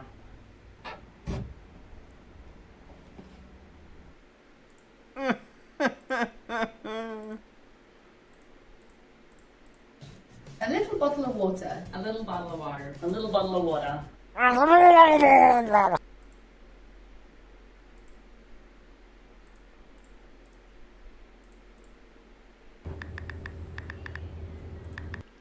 After this video, I'll be done. I know, I keep saying that, but for real.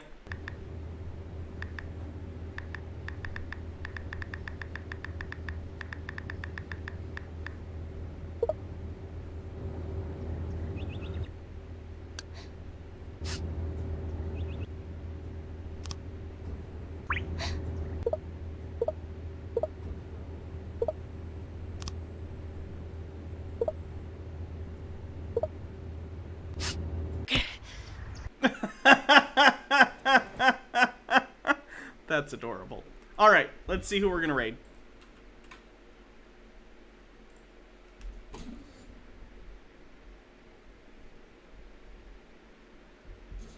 We all know that it's canon that in Breath of the Wild, Link, that version of Link was into the fish lady. He and Zelda were not romantic interests in that. They were just, like, you know, allies and friends. Morok says, Riverboat Jack. Okay.